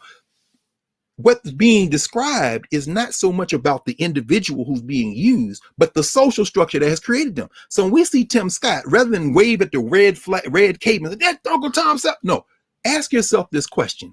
What were the circumstances that created a Tim Scott? And that's where I want to end up today. Calhoun was vice president of the United States under two vice presidents, John Quincy Adams and Andrew Jackson, two very different vice presidents. He was the Secretary of War. He was Secretary of State and a senator. He died in 1850. And why is that important? Calhoun was the intellectual architect of what we would now think of, and Dr. King talked about this, right, in his speeches, interposition and nullification, meaning that we have a federal government in the United States, but that the state power should supersede the federal government on everything that is not explicitly enumerated in the federal Constitution. That's very important. That's very important. In fact, if you go here to the very beginning of his book, he talks about this very quick. He says, Calhoun made the argument that and this is the second part, Calhoun made the argument that every significant interest in a society should possess ironclad veto power in any legislative process, an idea that he called the concurrent majority. Calhoun's aim was to save the Union as he thought it ought to be, but his theories helped lay the philosophical groundwork for Southern secession a decade later. All right, stay with me. This is very important. What Calhoun is saying is that every interest should have veto power in a legislative assembly. He was saying it at a time when slavery was the law of the country in certain parts of this country. What he is saying is y'all can't overturn the slave power. This man was the architect of what we call now the filibuster. You can't understand the filibuster until you understand this. Now, here's where it gets crazy. Calhoun dies in 1850. That's before the Fugitive Slave Act. That's before they overturned the Missouri Compromise. That's before Dred Scott in 1857, where the Supreme Court of the United States, the federal government, basically upholds the weaponization of the Fugitive Slave Act by saying, I don't care whether you are in the United States. If you in New York City, if you up in Cleveland, I don't care. I'm free. No, you ain't free nowhere. If the law says you're unfree somewhere else, because we have the right to do whatever the hell we want to do with you. This is very important as it relates to Black people thinking there are regions of this country where you could be free. It's not true. Now, but here's the thing. Calhoun was not a secessionist. Oh, here we go. Which is why Elder, every book been published now in 2021, if it's on something like this, they go back and rewrite the preface to talk about what happened last summer after George Floyd and Breonna Taylor and Ahmaud Arbery were killed. What Elder says here is people like to act like Calhoun is dead and gone and he was a secessionist. No, that's not true. You know what Calhoun was? Calhoun believed in the United States. Calhoun said we should not secede because the framework of the country protects white interests. As long as we can veto anything that happens, we're okay. In fact, we are the true Americans. Fast forward to 2021. If you are having an argument trying to persuade somebody to abolish the filibuster, if you are starting your argument with we are all Americans and we're better than that, then you don't know any history. Or if you do, you are deliberately misleading people in terms of the momentum of memory. This has never been a country. It has never been a nation. It is a political formation with many different groups in it who are all contesting to press for their interests. And in the case of oppressed people, Native Americans, formerly enslaved Africans, the descendants, the Native Americans and the formerly enslaved Africans weren't always on the same page. You had people who enslaved Native Americans who enslaved Africans. You had some who did political coalition. But the point is, as long as whiteness has the veto power, there will never be any framework where we can move together to our mutual human progress, even for white people who don't have resources. This is not, so in other words, when Tim Scott says, America's not racist, that's not true.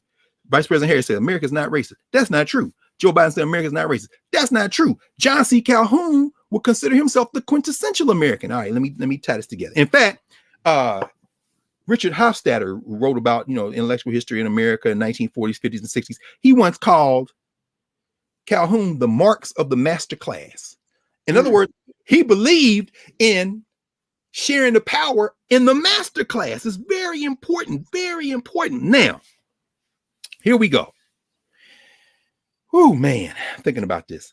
Who are Africans to each other? South Carolina. Let me go to the old standby, the great Lerone Bennett. Because what happens is, and this is where I want to tie together. I know I'm going a lot of ways, but I'm going to bring this momentum now. Think if I just pause here for a second, I'll bring all this forward. Before the Civil War, clearly the labor engine in the South is the labor, our ancestors' labor. This is what he's writing about in Blood. So that labor is generating the wealth, is generating the resources that are animating the American project, particularly since it's still very young and Europe is still Europe. They fighting each other, but America's trying to get in on the world stage. Increasingly, however, there's a fear that enslavement is going to be destabilized. What will destabilize it? Us in the governance structure fighting to get out, and interests in the North who are trying to diversify. They got these interests in New England, have banking interests, have finance and insurance interests in the South. They're connected. The biggest trading house for enslaved Africans in the country is in Northern Virginia, right across from DC. That's where Solomon Northup gets kidnapped, where they send him to Louisiana. So it's all intertwined. The richest people in the country live in the South up until the Civil War. So what happens is business organizes as the Whig Party dissolves. Business organizes a political party to advance its interests. That's known as the GOP. The GOP is stereotypically considered the party of business, even though we know in a two-party state where capitalism is the grounding structure of this country, of this project, of the modern world system, both parties are the parties of capital, but the Republicans don't even pretend. You understand? And you got to win elections with votes, even if you're excluding black people, at one point, and women at one point, including black women, of course, you still got to win with votes. So that requires numbers. And so the Democrats emerge as the party of the common people, even though they got business, they're beholden to business as well. The GOP, straight business. And because they increasingly look at enslavement as bad for business and unnecessary in terms of labor, because they shortened the immigrants coming from Europe at that point. I mean, so what would it be to keep those Africans in the South in a form of debt peonage? You don't necessarily have to have slavery. Plus, you can say, well, we're against slavery. And then they become the home for the people who truly are against slavery. So the Charles Sumners in them, right? In fact, the guy that caned Charles Sumner was a congressman from South Carolina. This is where it gets very interesting, right? So what you see is the GOP then, from the 1850s when it's founded through the election of Lincoln, the re-election of Lincoln, coming into the Reconstruction period, they back the end of enslavement. They back punishment. They back, the radical Republicans do, they back Reconstruction, which means they get to go and open up the South. Let me pause there and say this. Jefferson Davis, president of the South, who was at John C. Calhoun's funeral in 1850 as a senator, his friend from the United States Senate. Jefferson Davis was never tried. Andrew Johnson and them, this is Johnson, not even Lincoln. They were going to try Jefferson Davis for treason. Do you know why they didn't try him for treason? They were afraid a jury would acquit him. Fast forward to 2021. Y'all saw that George Floyd trial. In other words, white nationalism is so powerful that the guy who was the president of the thing that tried to end the country, they were afraid to put him on trial after the war because they didn't know if they could seat 12 white people that wouldn't sympathize with him. So Jeff Davis never went to trial. Anyway, coming back. 1860s, Civil War is over. 1870s, that period of Reconstruction. Guess what? Those business interests opened up the South. You know, one of the major businesses in the South was railroads. So the GOP business interests are down there trying to open up the railroads. And what you see is those railroad interests don't conflict with Jim Crow. But they do need Republican state legislatures. They need Republican elected officials to break the back, or at least push back the white nationalists long enough to get their business interests seated. And once they do that, they slowly begin to recede in terms of politics, leaving those black people and a few white people who are their allies to fight it out with this resurgent white nationalists who were in the Democratic Party at that time. Now, mind you, the Republican Party of business, then to now, consistent, but on race, it's situational. What do we need to do to advance our fundamental interests? And South Carolina, it all collides. Let me go to Black Power USA, where Lerone Bennett devotes a whole chapter to South Carolina. In fact, Lerone Bennett in Black Power USA devotes chapter 3, South Carolina, Postbellum Paradise for Negroes. But let me go to page 7, where he begins, Prelude to Power. He says, where am I right now? Hold on. Give me a second. Oh, no, that's not where I want to go. That's not where I want to go. Oh no, I think I lost the page. I don't want to paraphrase Lerone Bennett. So give me a second because I have a couple of editions.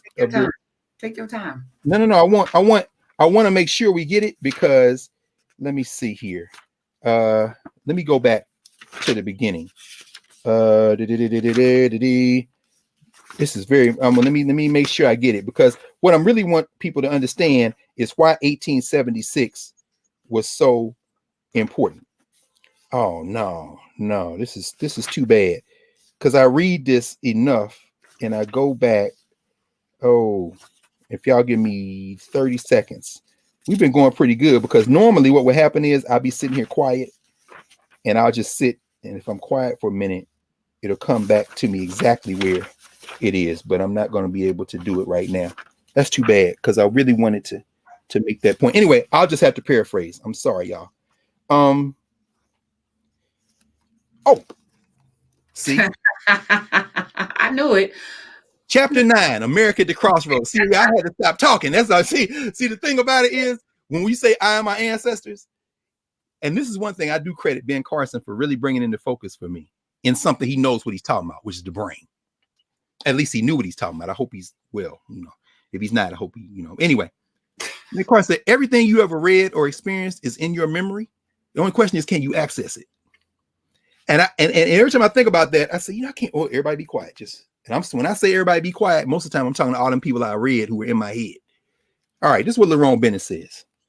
Lerone Bennett says, this is chapter 9, America at the Crossroads. That's why, because I was at the beginning of the book and I forgot it's at the end. Black Reconstruction has reopened the whole question of the meaning of America.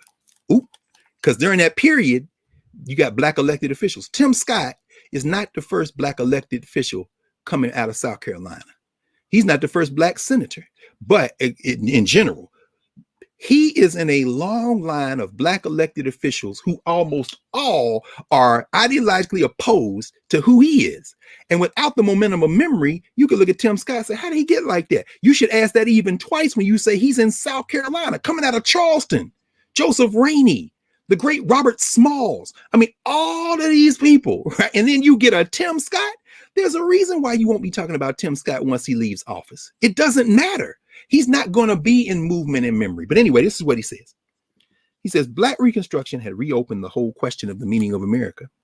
Faced with the principle made Black flesh, many Americans had already repudiated the Declaration of Independence in their hearts. In other words, we believe that all men are created equal. Wait, the war is over. Wait, them Black people? Oh, no. In my heart, I repudiate that. Did y'all see the poll?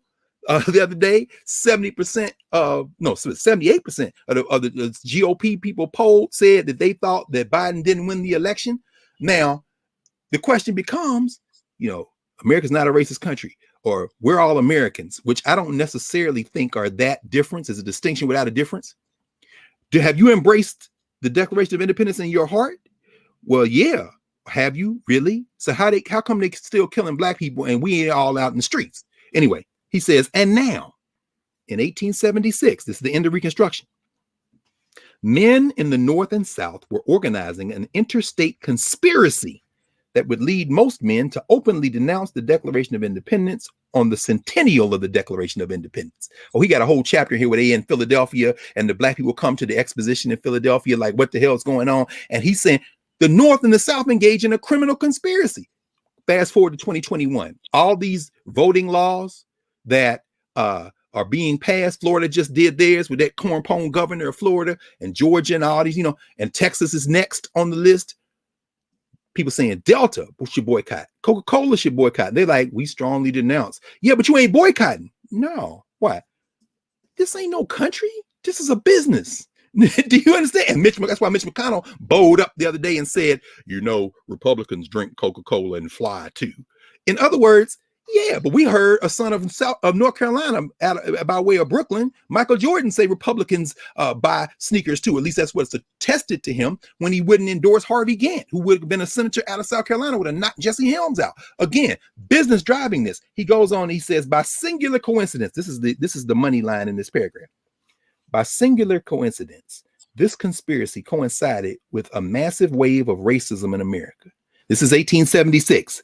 In March of that year, the Supreme Court gutted the 14th and 15th Amendments by limiting power of the federal government to protect Black voters in the South. Cruikshank, Louisiana.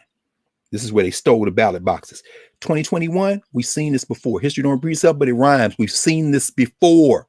You get people, you make insane ways for them to be able not to vote. And then if that doesn't work, you show up with your guns at the courthouse. That's March. He says in April, the governor of California spoke at a mammoth anti-Chinese mass meeting in San Francisco. Okay, this anti-Asian Asian hate crime legislation, which passed the Senate with 2 no votes. Oh, wait, yeah, we've seen this before. This rise, it's not a rise in violence. The violence never went away. 1876, you come forward 12 years. It's the Chinese Exclusion Act. White nationalism will always be present in this country. There's no America's not a racist country. Anyway, finally, and in June, the white man's remorseless aggression against the red man was temporarily stymied by the massacre of Custer at Little Bighorn. All this is 1876, leading up to the election of 1876, where the Democratic Party basically tells Black people in the South, pause, where the Republican Party, which needed Black people and Black votes to get those business interests seated in the South, basically tell Black people in the South, bet, be out, peace, good luck, and turn it over to the Democrats. Now, since then, who are African people to each other? Governance question. We have constantly been fighting to try to create some space for self-determination. That isn't an allegiance to one party and another. It's an attempt to create a tactical wedge to advance our common interests. And that's where, there's a lot more. Maybe we'll get into it a little bit. I know we're about to go now into conversation. I'm really looking forward to this. But I want to end by pulling one of those figures out of that book that I mentioned, the South Carolina book, except I'm going to use him. This is a guy who is a hero. He is an unvarnished hero. He is one of the titans of world history in the last century and a half. This brother was born in Charlestown, Virginia, now West Virginia. He's an explorer, a scholar, a very important figure, a novelist who wrote his own, in a way, response to Uncle Tom's Cabin, called Blake of the Huts of America. We talked about it many times. His name is Martin Delaney, Martin Robeson Delaney. Very good friends with Fred Douglass. Delaney, some people don't know, Martin Delaney, near the end of his life, ends up in South Carolina. Because see, this is what happens in South Carolina. South Carolina during this period of the Civil War and then Reconstruction is majority black. So the Republican Party is winning elections and they're moving fast. Understand? You got a lot of black people coming out of state officials, elected officials, local officials. Remember, this is Eslander Good Robeson. If you go on the narrative and looked at our conversation on S.E. Robeson, her grandfather, Cardozo, is elected to statewide office. But this white nationalist core, this crew, these people who are loyal to the philosophy of John C. Calhoun, are saying, nah, we got to figure out a way to get back in power. And by the way, if you think Calhoun is dead and buried, go to Augusta, Georgia. As my friend Catherine Adams, who was teaching at that time at Payne College, we drove past the Masters, where they play the Masters, Augusta National.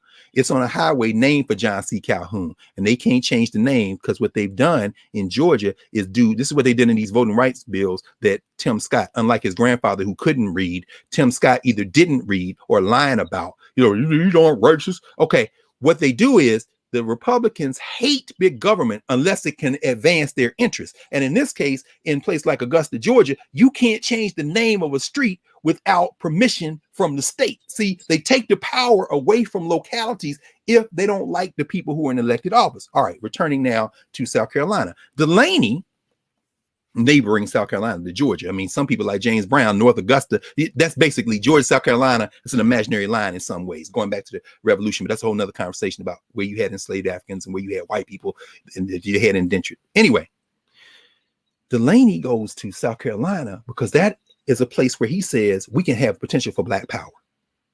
We can have, this is during the period when they reneging on 40 acres and a mule. Delaney is like, we got political power. We can get homesteads. He gives speeches, homesteads for the blacks. We need to have political power. He is down there. He said, I'm not going to run for political office. Eventually he runs for political office, which is where we're going to end. But before we get to that, I want to mention that he writes letters to his friend, Frederick Douglass, in 1871. This is before Reconstruction has ended, but the Klan has been formed in 1866, Nathaniel Bedford Forrest in Tennessee. You've got the white nationalists now creeping up in these state legislatures. You've got the Republican business interests increasingly in bed with these white boys, these racists, and so they're increasingly withdrawing. But in a place like North Carolina, you got the fusion movements, Reverend Barber trying to revive that in North Carolina. In South Carolina, you got a majority black group, so you can still make this power real, and you're trying to make real inroads. So what's happening, though, is Delaney sees what's in the offing. So he writes Fred Douglass and he says, oh, by the way, 1868, the election, I think that was the first time Grant ran. No, Grant's re-election. No, it was first time. It was first time. The whole thing was this. Black people in America were talking about, we need a black vice presidential candidate. Again, the momentum of memory. This ain't the first time. And we actually had some before. Go look up George Washington Woodby. Go look up, what's the sister's name? Lucy Parsons. But anyway, who kind of, that's kind of a little bit more ambiguous. But Delaney in 1871 says, he writes Fred Douglass and he says, Dear sir, it's been 10 years since we last met at your library in Rochester to discuss and reconcile ourselves to President Lincoln's war policy. 1861, Delaney's back from Africa where he had hooked up with the Nigerians and said, look, we're going to come over here, grow the cotton and put everybody out of business. We just going to leave. And the Alake of Abeokuta says to him, okay, why don't y'all come? The Civil War jumps off. He comes back to the United States, becomes a major in the Civil War. Very important. But he's saying it's been 10 years since we met debating on whether we should get in this thing and if so, how. So I ain't written you in 10 years. He said, since then, slavery has been overthrown. This is the beauty of these documents. You ain't got to speculate. Our ancestors fought for that. No, if you're your ancestors, you need to go listen to them.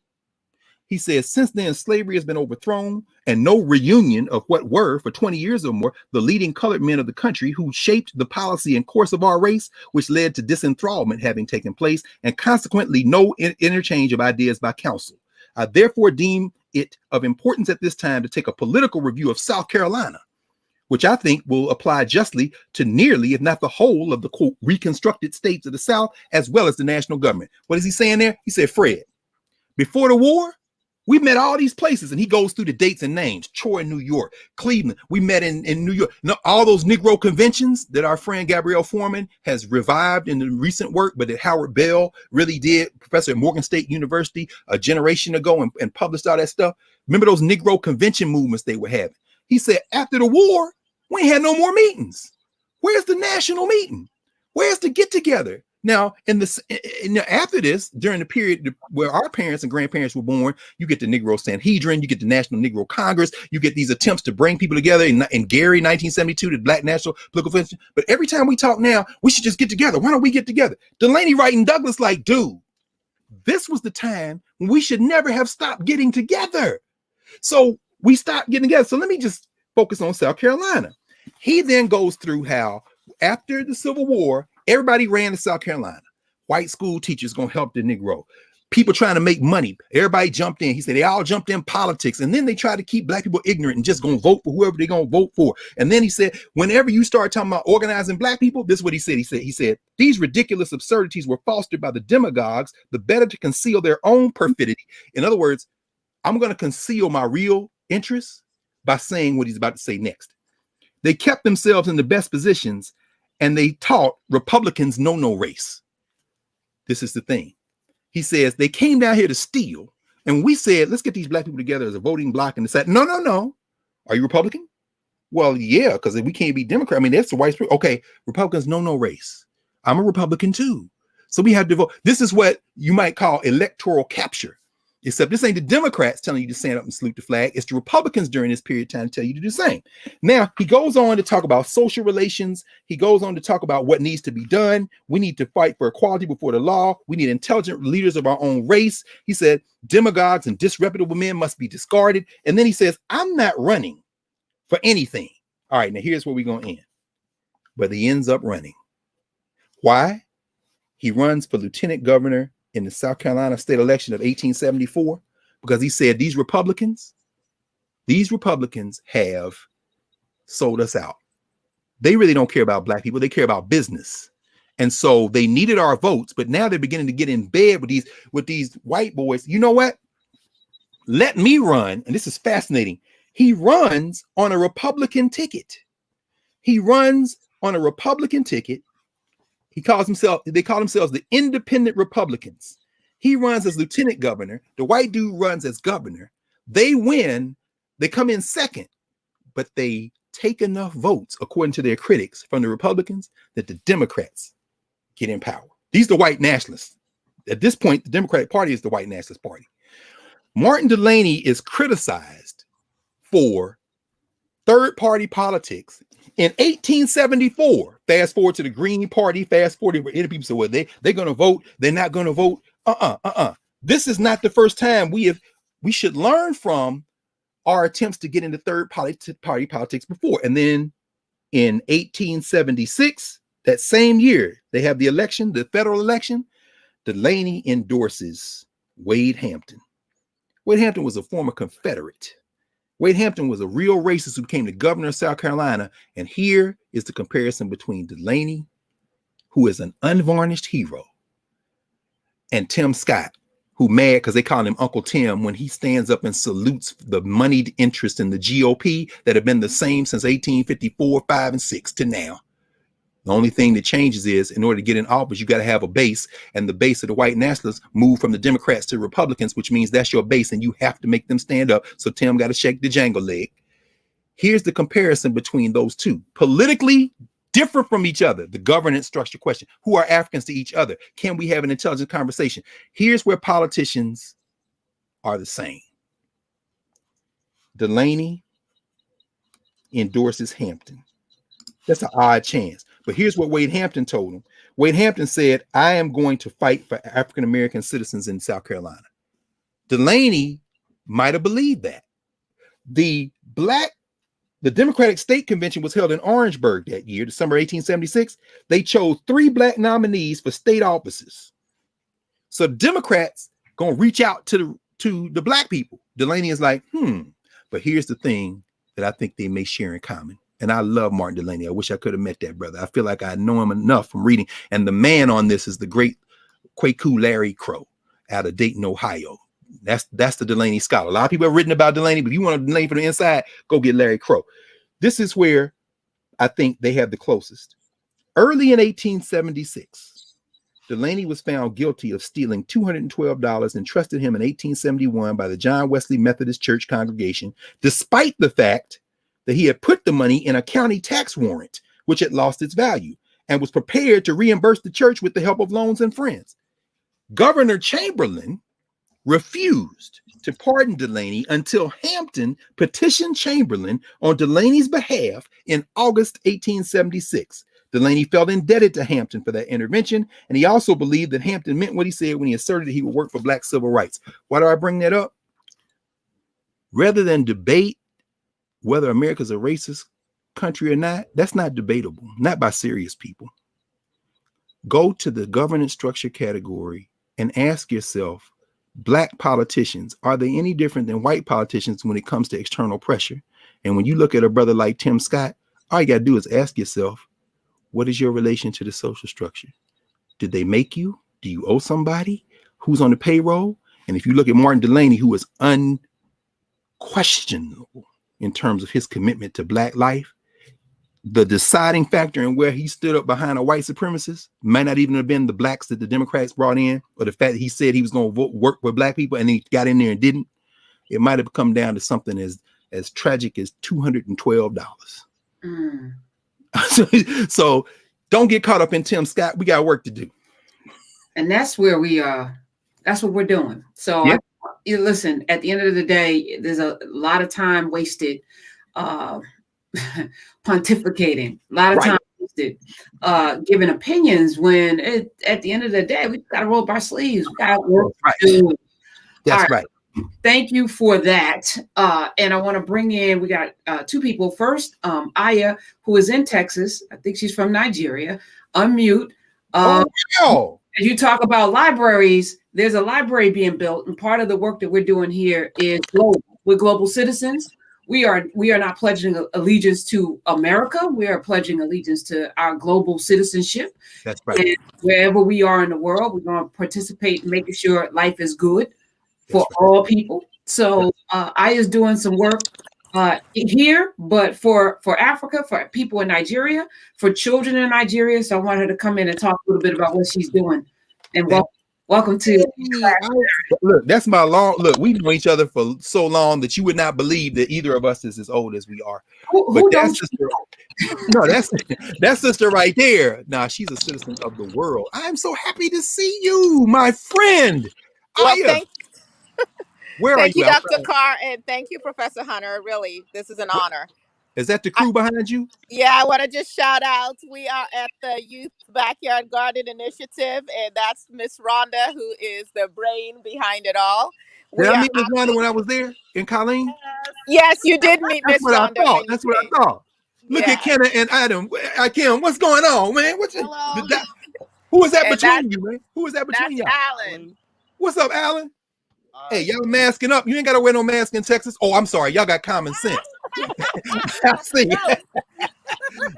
Aya. Hey, for those who don't know, Aya Eneli is an incredible, she's a lawyer, scholar.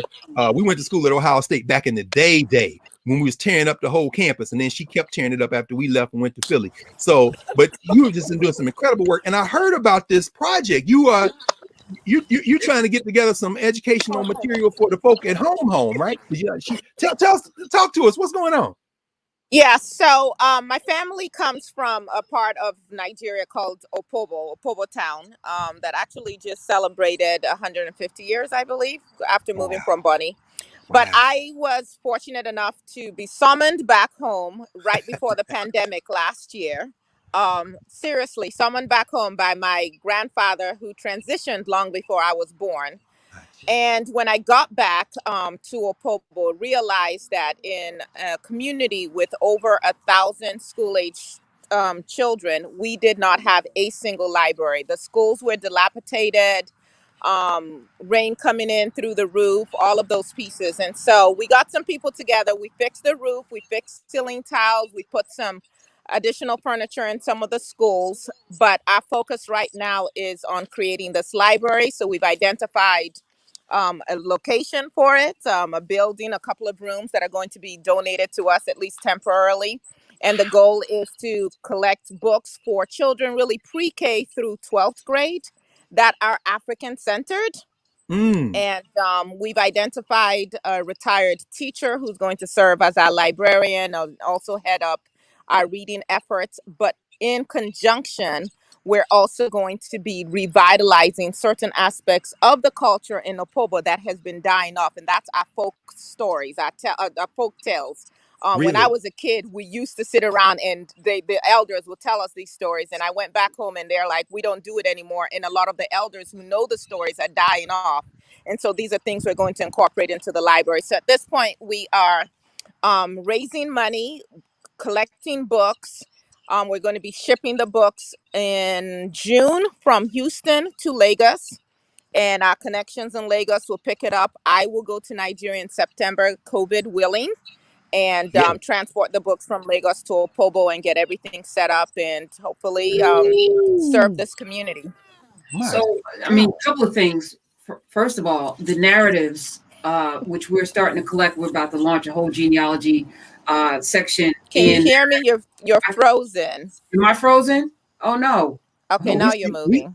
We're all together, I think. Okay. All right. She couldn't see us, but you weren't frozen. Go ahead. I'm sorry. Okay, yeah. So we're doing this narrative, a whole genealogy, how to talk to your elders, how to extract those stories. So we're going to be kicking that off next month, which is in line with what you're doing in June. Where do we send the books?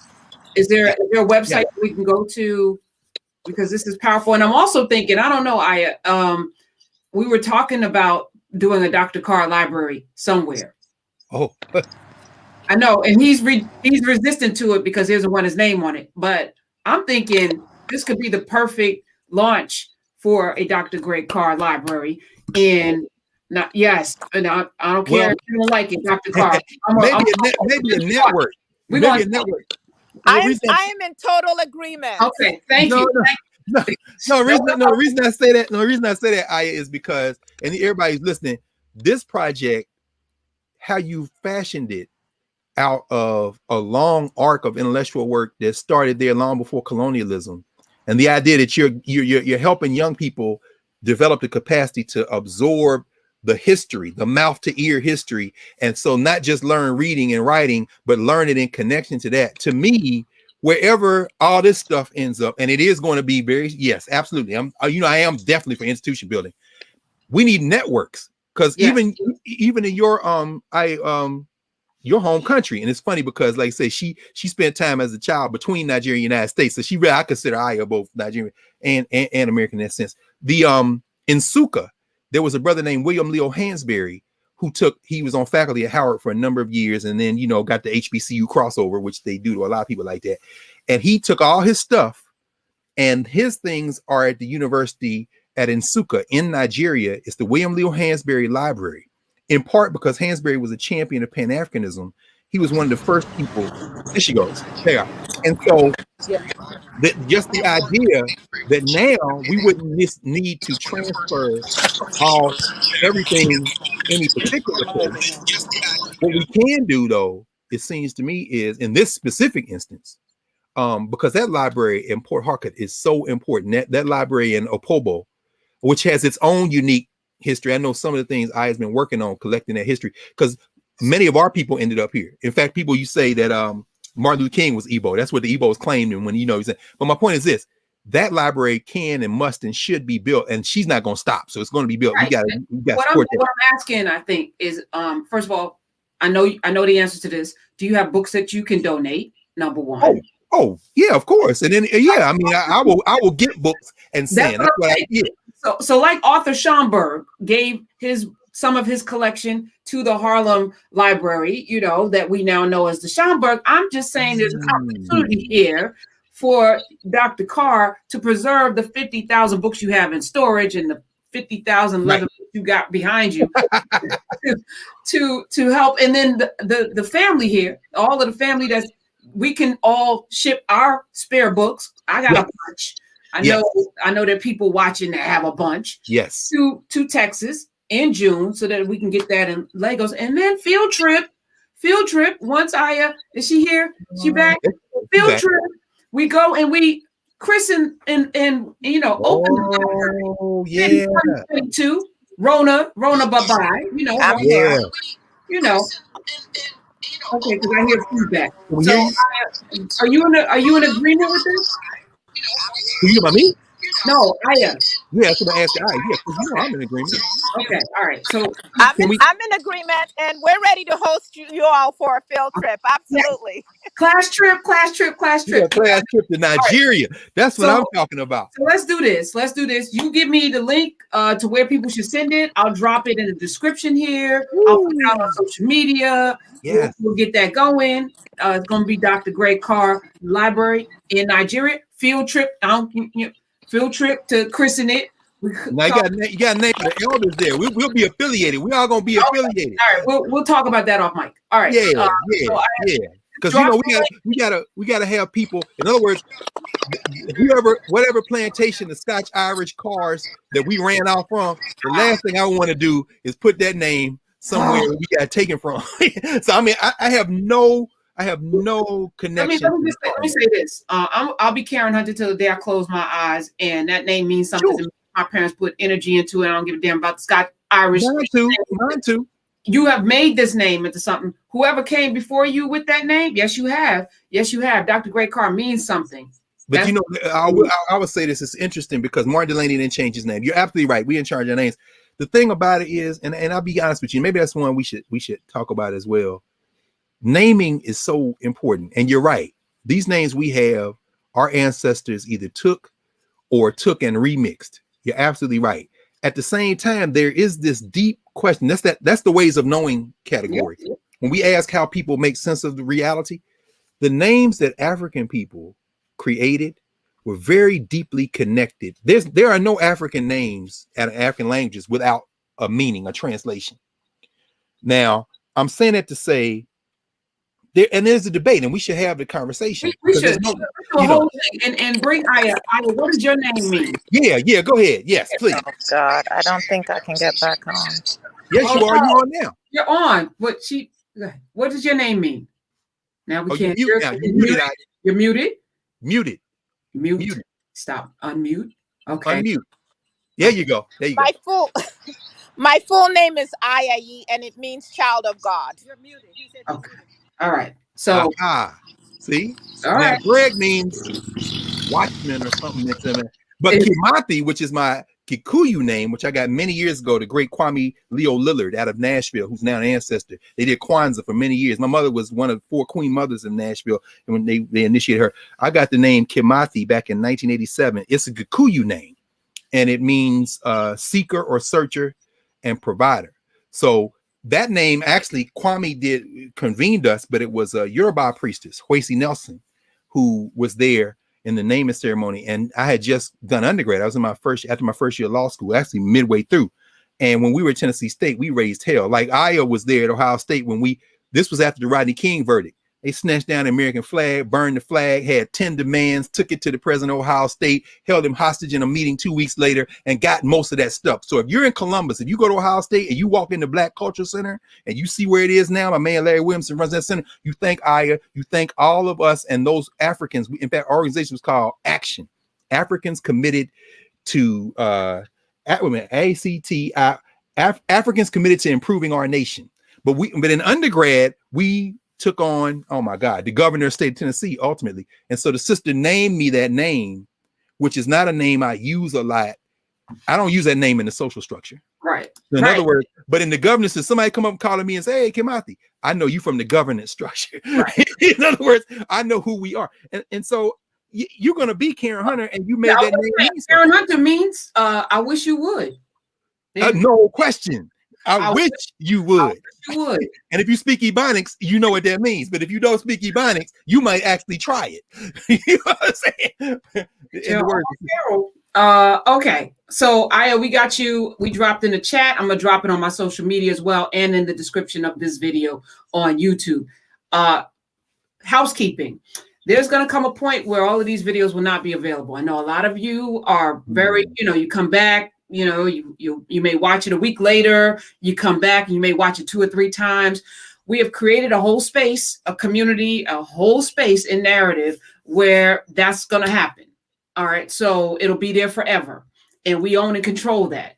We don't own and control this space. And as you've just seen, Google and Roku, they fighting. And we don't care about them fighting. Y'all do what y'all do. We going to do what we do, which is why we're creating these spaces where it won't matter. That's right. So that's right. And in fact, also books, since we're talking books, we just you and I did Souls of Black Folk. We're gonna have a club discussion the third week of May, live in narrative. We will not be here in class. We're gonna be in narrative live, talking about Souls of Black Folk and what W.B. Du Bois wanted to do with 10 areas that impact Black people over 10 years for a 100-year plan. We're going to kick that off the third week, live in narrative. He and I, that's going to be our in class. It won't be here. It'll be there. So if you're not there, you won't be there to do that. So get over it. You need to get up some resources. We just need to figure that out, because access is but let's always remember, as you say. So people are donating classes. So if you really can't afford it, there's the donation. We need to find work that out and meet you where you are, because again, we have to create this space, which is why, shout out again to Michael Harriet for giving the idea. Thank you, brother. Yes. So do that. In fact, most collective thinking projects are political projects. And that's very important to understand. So what narrative is doing is creating a space where we can engage in those political projects free from any sense of, restriction. And also you got to protect it. You got to create some pristine space. That's very important. And so this isn't a retreat to exclusivity for exclusivity. No, this is about us building something we have that we can continue to work. And this has emerged again. It's only possible because of everybody who has been coming. So we have to we have to be together. And you know what happens when you don't have strong institutions? That's how you end up with a Tim Scott, or that's how you end up with a Martin Delaney getting jammed up near the end of a very long and very productive life, and then feel like he got to make a political compromise. That's how you end up with somebody cut out there who has been arguing, as Delaney did, his whole life. We got to build independent power. But here you are in the 1870s, and we haven't been able to do it because we're being beat up from the social structure, and inside the governance structure, we haven't developed the momentum yet. And so he's got to make a margin call to try to get Black power. In Tim Scott's mind, I'm sure if he were in here right now, he'd be like, I'm trying to get Black power. Yeah, bro, but you don't have the momentum of memory, not even in your home state. And if you do know, then you've made the decision that we can't win. So you decided that if you can get in there, somehow you're going to turn around and introduce a bill like this alleged criminal justice reform bill that incentivizes stopping chokeholds, that incentivizes body cams. No, you, sir, are a tool of white nationalism. There's no way. Individuals don't beat institutions. I don't care whether it's Vice President Kamala Harris or whether it's Senator Tim Scott. We have to have independent institutions. And what we're building in narrative is an independent institution. So I just wanted to say that because that's very important. It's very important. All right, let's bring Michael in. Michael in North Carolina, just outside of Asheville. Welcome. How are you, brother? Dr. Carr and Professor. Yeah, how are you, man? Doing? I'm fine. I'm fine. What's going on? I'm doing well, thank you. I've been hearing a lot of the term governance repeated a couple, several times on this education weekend. And I've been wondering, what is our who is going to represent us as African American community to present our demands to the decision makers of this country? Oh, I love that screensaver, by the way, brother. Ali. You know what I'm saying? Who actually, I guess, is a good point of departure when we think about it.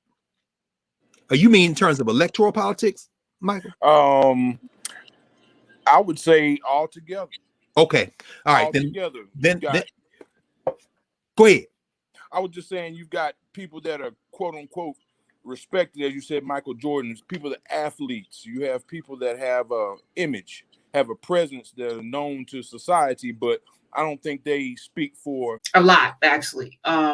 Because, and I asked you, how do we get here to a point where anybody with a platform can speak on behalf of Black people and folk follow them? Anybody with, million plus followers can go and meet with the president with no memory, no knowledge, no institutional knowledge, no background, no ancestry, grounding, and speak on behalf of Black people. Who gets to determine that? And we've had this conversation. So, when Michael's asking this, I think it's something we should all ask, who put that person in the position to speak for us?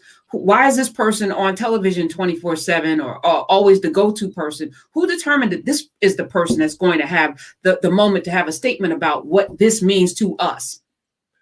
Let's, and we have had this conversation off mic, and I want to say thank you, Michael, for the question that we've constantly been asking ourselves. And I want, again, to bring us, well, we never leave it, but to remind us of that Africana studies framework. Well, we call it the 6 conceptual categories. Michael, the observation, the question you raised, and Professor Hunter, the observations you just made in terms of asking how we get to that, where that happens, that really is about those first 2 categories. Who are African people to each other? Who are African people to other people? The governance structure and the social structure. When we start talking about governance, when we ask ourselves, who are we to each other? We also have to ask, as we're asking that question and trying to answer it, what makes us gravitate towards certain people? So this is a very important point. And this is why in narrative, we have time to stretch out and really get into this. Because again, this is based on now over 20 years of thinking through these categories and then bringing them to life about 15 years ago. Our governance conversations, who we are to each other, are never independent of the larger social context we live in. So thinking about governance and social structure as 2 separate categories only allows us the space to think about how we exist in the social structure, because it's always around us. Why is that important? And let's be very concrete about this. Why do we gravitate toward athletes and celebrities? Because the social structure that we were brought into, this field of violence called enslavement, and everything that has happened in the quote unquote afterlives of enslavement, to use a phrase that's very popular these days, oriented how we view each other, tried to orient how we view each other as an extension of how we were viewed by other people. So the Kentucky Derby is a great example. The jockeys were not considered as important as the horses, but the jockeys some of them became celebrities, even though they were more anonymous. When you see the history of boxing, my friend, brother Gerald Horn just wrote a book on boxing, right? Where do these fistfights come from? Well, you have the tradition in Europe. But however, when you translate that tradition into the settler colonies called the United States, then you have white people matching up Black people to race each other, to fight each other, bare knuckle. And so those people are valued for their physical prowess. That doesn't mean that we didn't value athletic prowess prior to enslavement. Of course we did. I mean, when you read Things Fall Apart, for example, Okonkwo was a major wrestler. He was a very, good wrestler. In fact, Aya's homies, the Igbo writer, Chinua Achebe, writing that anyway. So it's not that. But here's the problem. In a social structure where people of African descent are oriented toward what their value is outside of our community, you get athletes, you get singers and dancers. These are the things we want from you. And so slowly, when we don't have our own institutions to ground our children and subsequent generations and who we should be and who we are to each other, you will see an imbalance in that valuation. Let me be very specific about that. Coming out of enslavement, as we began to form educational institutions, formal education institutions, read Carr G. Woodson's book, The Education of the Negro, prior to 1861, Du Bois's early work, some of this, a lot of other stuff, right? What you see is that you could be a great athlete in the segregated schools, but you could also be a great scholar. And often they were the same person. Excellence was considered the standard for everyone. Even if everyone didn't reach it, the expectation was even the floor would have a minimum level of competence. So we're all going to rise together. So when you see a Paul Robeson, he's not really an outlier. He's a great football player, great, baseball player, track guy, and a top scholar. These things, he just happened to be so much better than everybody at all those things that he rises to the level of icon. And then he's an entertainer. So he's a better singer, he's a better actor, and he becomes a global star until his politics knock him out of the firmament. By then, the 1940s and 50s, really the late 40s, what you've seen is the social structure begins to cherry pick out of Black life as the technology it increasingly makes, quote unquote, what we would call now platform available. So, I mean, in other words, like a drug in your vein, instantaneous fame, as opposed to when you had to read about people in the newspaper or you heard about them, legend. Now you move from the telegraph to the telephone, you move to motion pictures, you move to radio, then to television. So a Jesse Owens in 1936 or a Joe Louis in 1930s and 40s, who you have to listen to on the radio, now you can see them on TV in the 1950s, like a Sugar Ray Robinson, and athletes who are important to the social structure, entertainers who are important to the social structure, which is all really about capitalism in many ways as it relates to and intertwines with race. They become promoted as spokespeople for the race. The case of Paul Robeson is fascinating because his popularity makes him extremely dangerous. He is not Dr. Du Bois.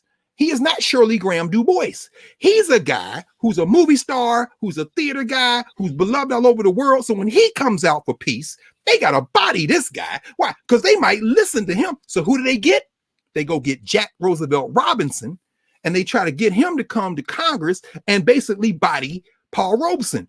He doesn't quite do that, and he lives to regret what he did do. But the point is, by then, Robinson, who college educated, officer in the military, athlete, he is going to be the threshold to a new iteration of Black leaders for whom celebrity is important. But there are still independent institutions, whether it be the Black church, which produces the Adam Clayton Powell, who's able to get elected to Congress from a Black district in Harlem, whether it be the Black church and the Black schools, which produce a Coretta Scott and a Martin Luther King, who are able to emerge out of Black institutions, whether it be a Shaw University and Virginia, out of which comes an Ella Jo Baker, or the Sea Islands of South Carolina, out of which comes a Septima Clark.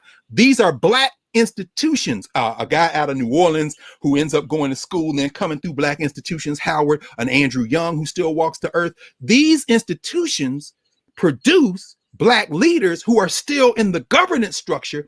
And in this inflection point in American history, when the United States can no longer afford to be seen by the world as just beating up out of Black people, as Gerald Horne says, they negotiate a truce in the late 1950s up through the 60s.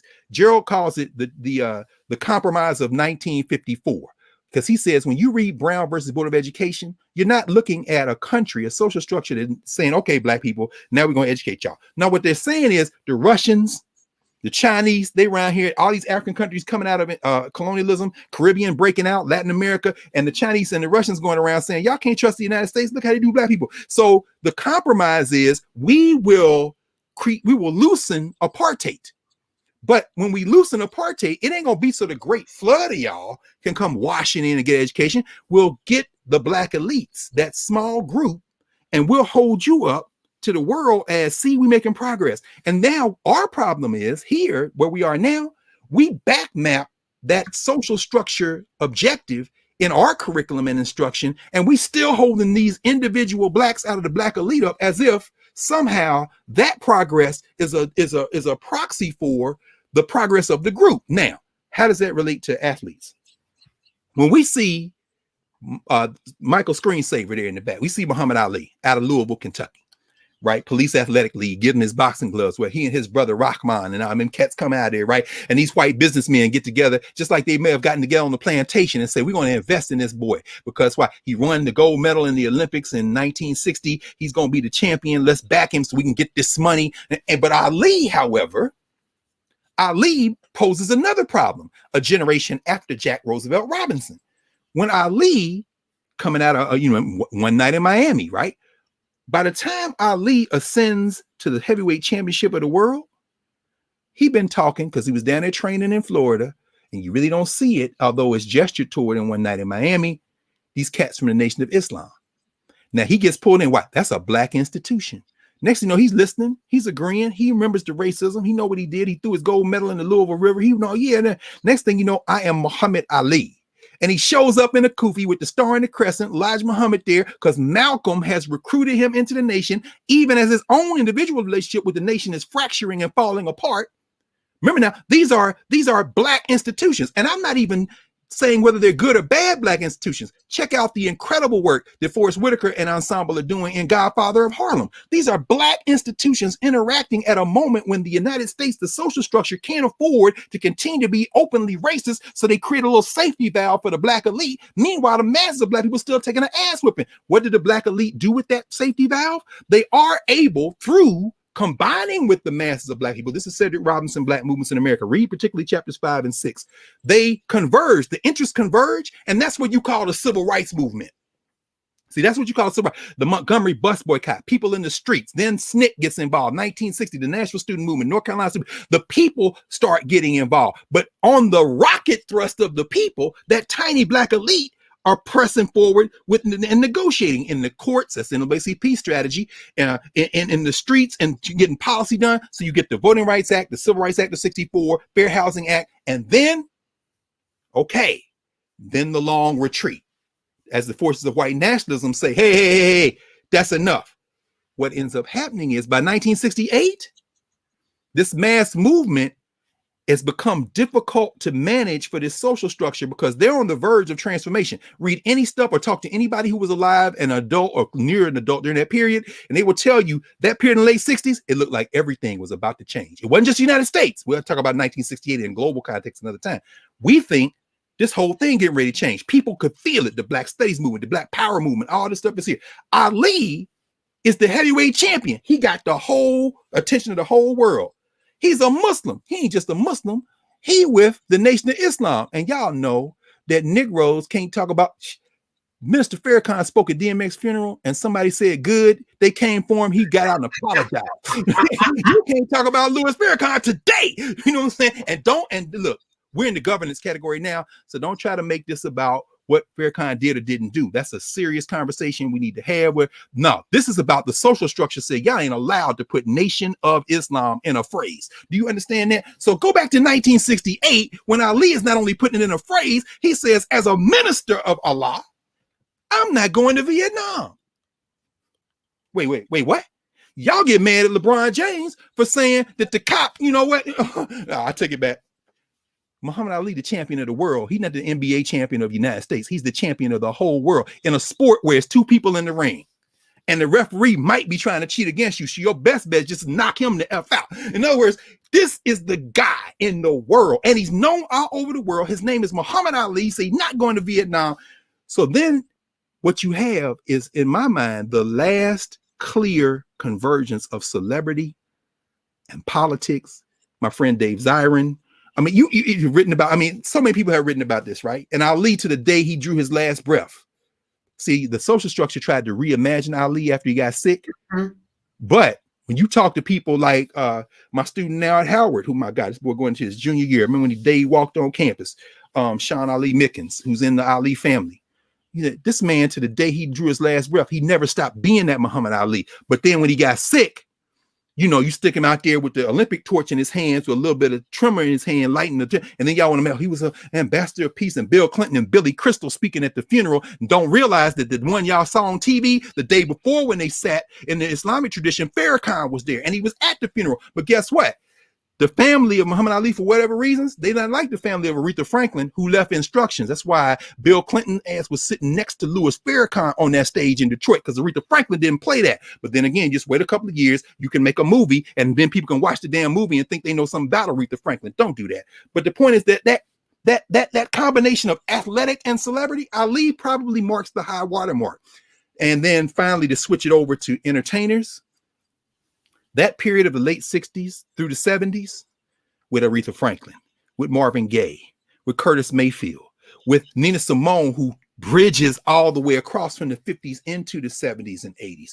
Those people, even the ensemble groups, when y'all saw that Versus with the OJs and Earth, Wind and Fire, We all know all them songs. And then if you know their catalog, you know that there's so much politics. The OJ, Ship Ahoy. Go look at Philadelphia International. One of my students now, graduate student from Philly, Angela Carter, doing her graduate work on this. The politics of Philadelphia International.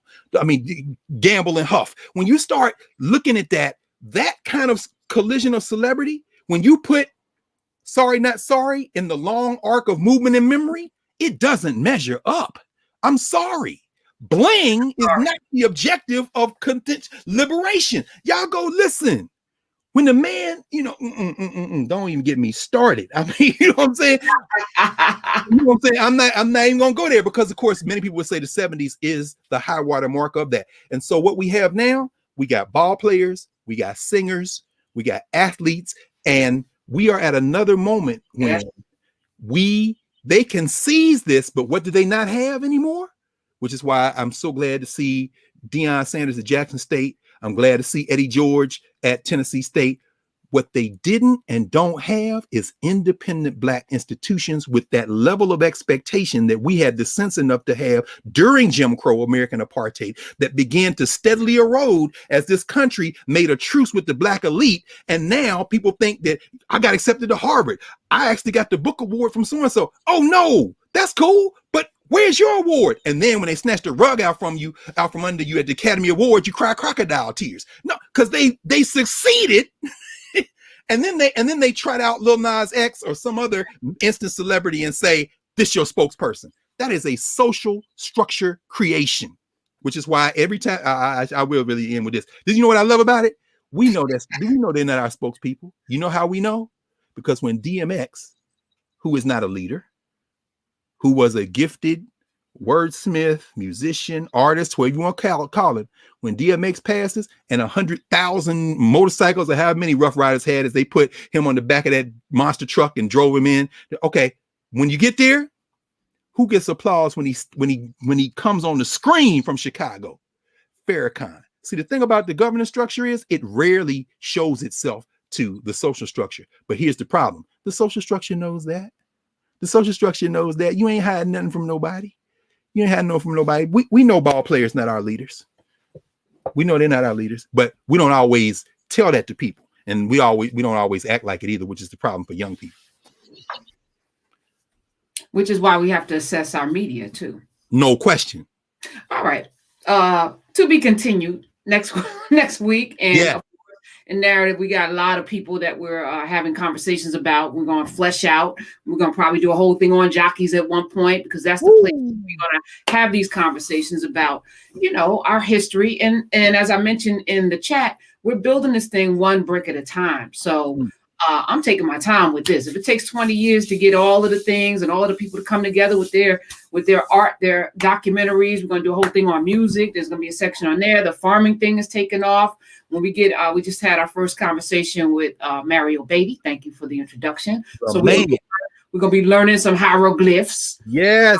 So all of that is happening because you guys demanded it.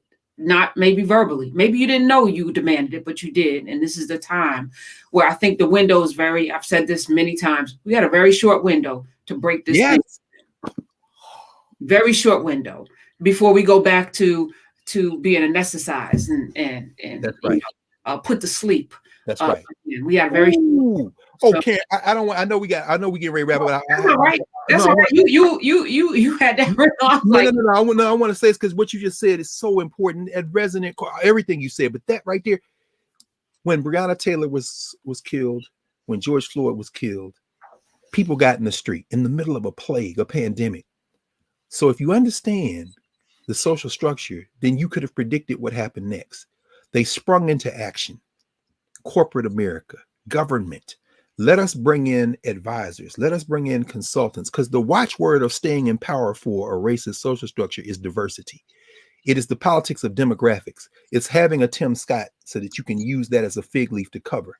It's lying to a Martin Delaney so you can, and then sending the 4 people from the Democratic Party to the legislature or nominating them on a slate for the Democratic Party so Wade Hampton, the racist, can get in. In other words, that's diversity. But what ends up happening is that these individuals affiliated with institutions that we don't control and own are in there trying to fight and do their best. This isn't a criticism of those individuals. Just like Martin Delaney was trying to do his best, so-and-so, fill in the blank, is trying to do their best, except individuals don't beat institutions. Now, what you just said, Prof, is so important because this was the time when everybody was sitting at the house. And so everybody would come in, we would tape and put it up. And then you say, well, let's go live a little bit. And then we start going live every week. People come, people still coming. And so you took that moment to say, this is a small window. This is the moment we can build the thing because the individuals don't be institutions. And sure enough, here we are in May 2021. And it's not like last summer didn't happen, but we back to, we're going to get nominated for an award.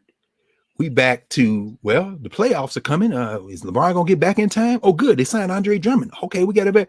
We're back to, well, I mean, meanwhile, in that short window, what were you able to do? Come on, let's go. Boom. Like my man Josiah Henson getting to Dawn, Ontario, like Harriet Tubman building out a place, like Sojourner Truth going to Battle Creek, Michigan. Here's the property we're going to build over here. You were able to build it. And now that we got a spot, hey, y'all, let's run. Because guess what? The surest way to get reparations, those of you reparations advocates, is you negotiate from a position of strength. You don't get reparations by coming and saying, please. They don't subscribe to the higher moral standard. And by they, I don't mean individual white people. I mean a system that was literally set up in a way to do something to you that you would never get reparations for unless the cost of not getting reparations is too high. And that can happen when you have independent institutions. So y'all sign up a narrative. You got to. You absolutely have to do that. Thank you. Thank you. No. I love you so much. And I want to thank everybody from all over and all of the people that are supporting Aya. I can't wait to get off the phone, off this call, so that we can really get busy and setting that in motion. And there are a couple of trips in Africa we have to take with folk. We got to get rid of this Rona. So Rona got to go. So y'all do what y'all got to do. I saw that conversation you had with Dr. Amin, Sister Sunyata. That was very powerful. Listen, people on the fence, y'all need to watch that. She changed my whole. Let me tell you, I was like, I don't know, but then she was like, everybody in here is vaccinated. I was like, what? You're a naturopath and a witch.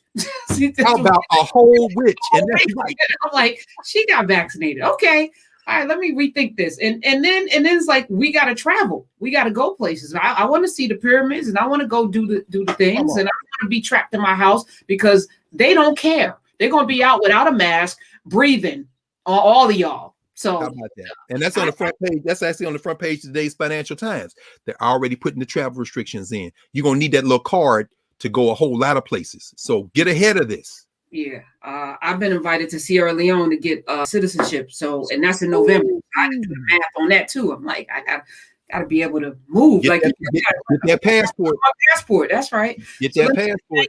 Thank you so much. Brother, you are a national treasure, y'all. That's definitely. Listen, the real treasures are folks. In fact, a couple of new books I've been reading. This is my man, Burnett Gallman, another South Carolinian, Sankofa University. This is his book. He's doing a hell of a job down there. You know, this is Mike's people. Remember, he said Mike and his father knew. This is a great book. He's talking about African-centered history and culture. I've been reading that. And then my homie, the great Leah Williams, who's at Tennessee State. He has co-edited a book with Amy Thurber called I'll Take You There, exploring Nashville's social justice sites. So I've been reading this. I'm just mentioning these two books because these are at the top of my pile. I've been reading them and grading papers because this is our last week. Everybody graduating, congratulations. It's wonderful. And now that you out of the way, come on over here with us because we got some work that we need to do and we need all of y'all. This is why we're jailbreaking all that stuff. I love it. See you next Saturday. Yes. See you next Saturday.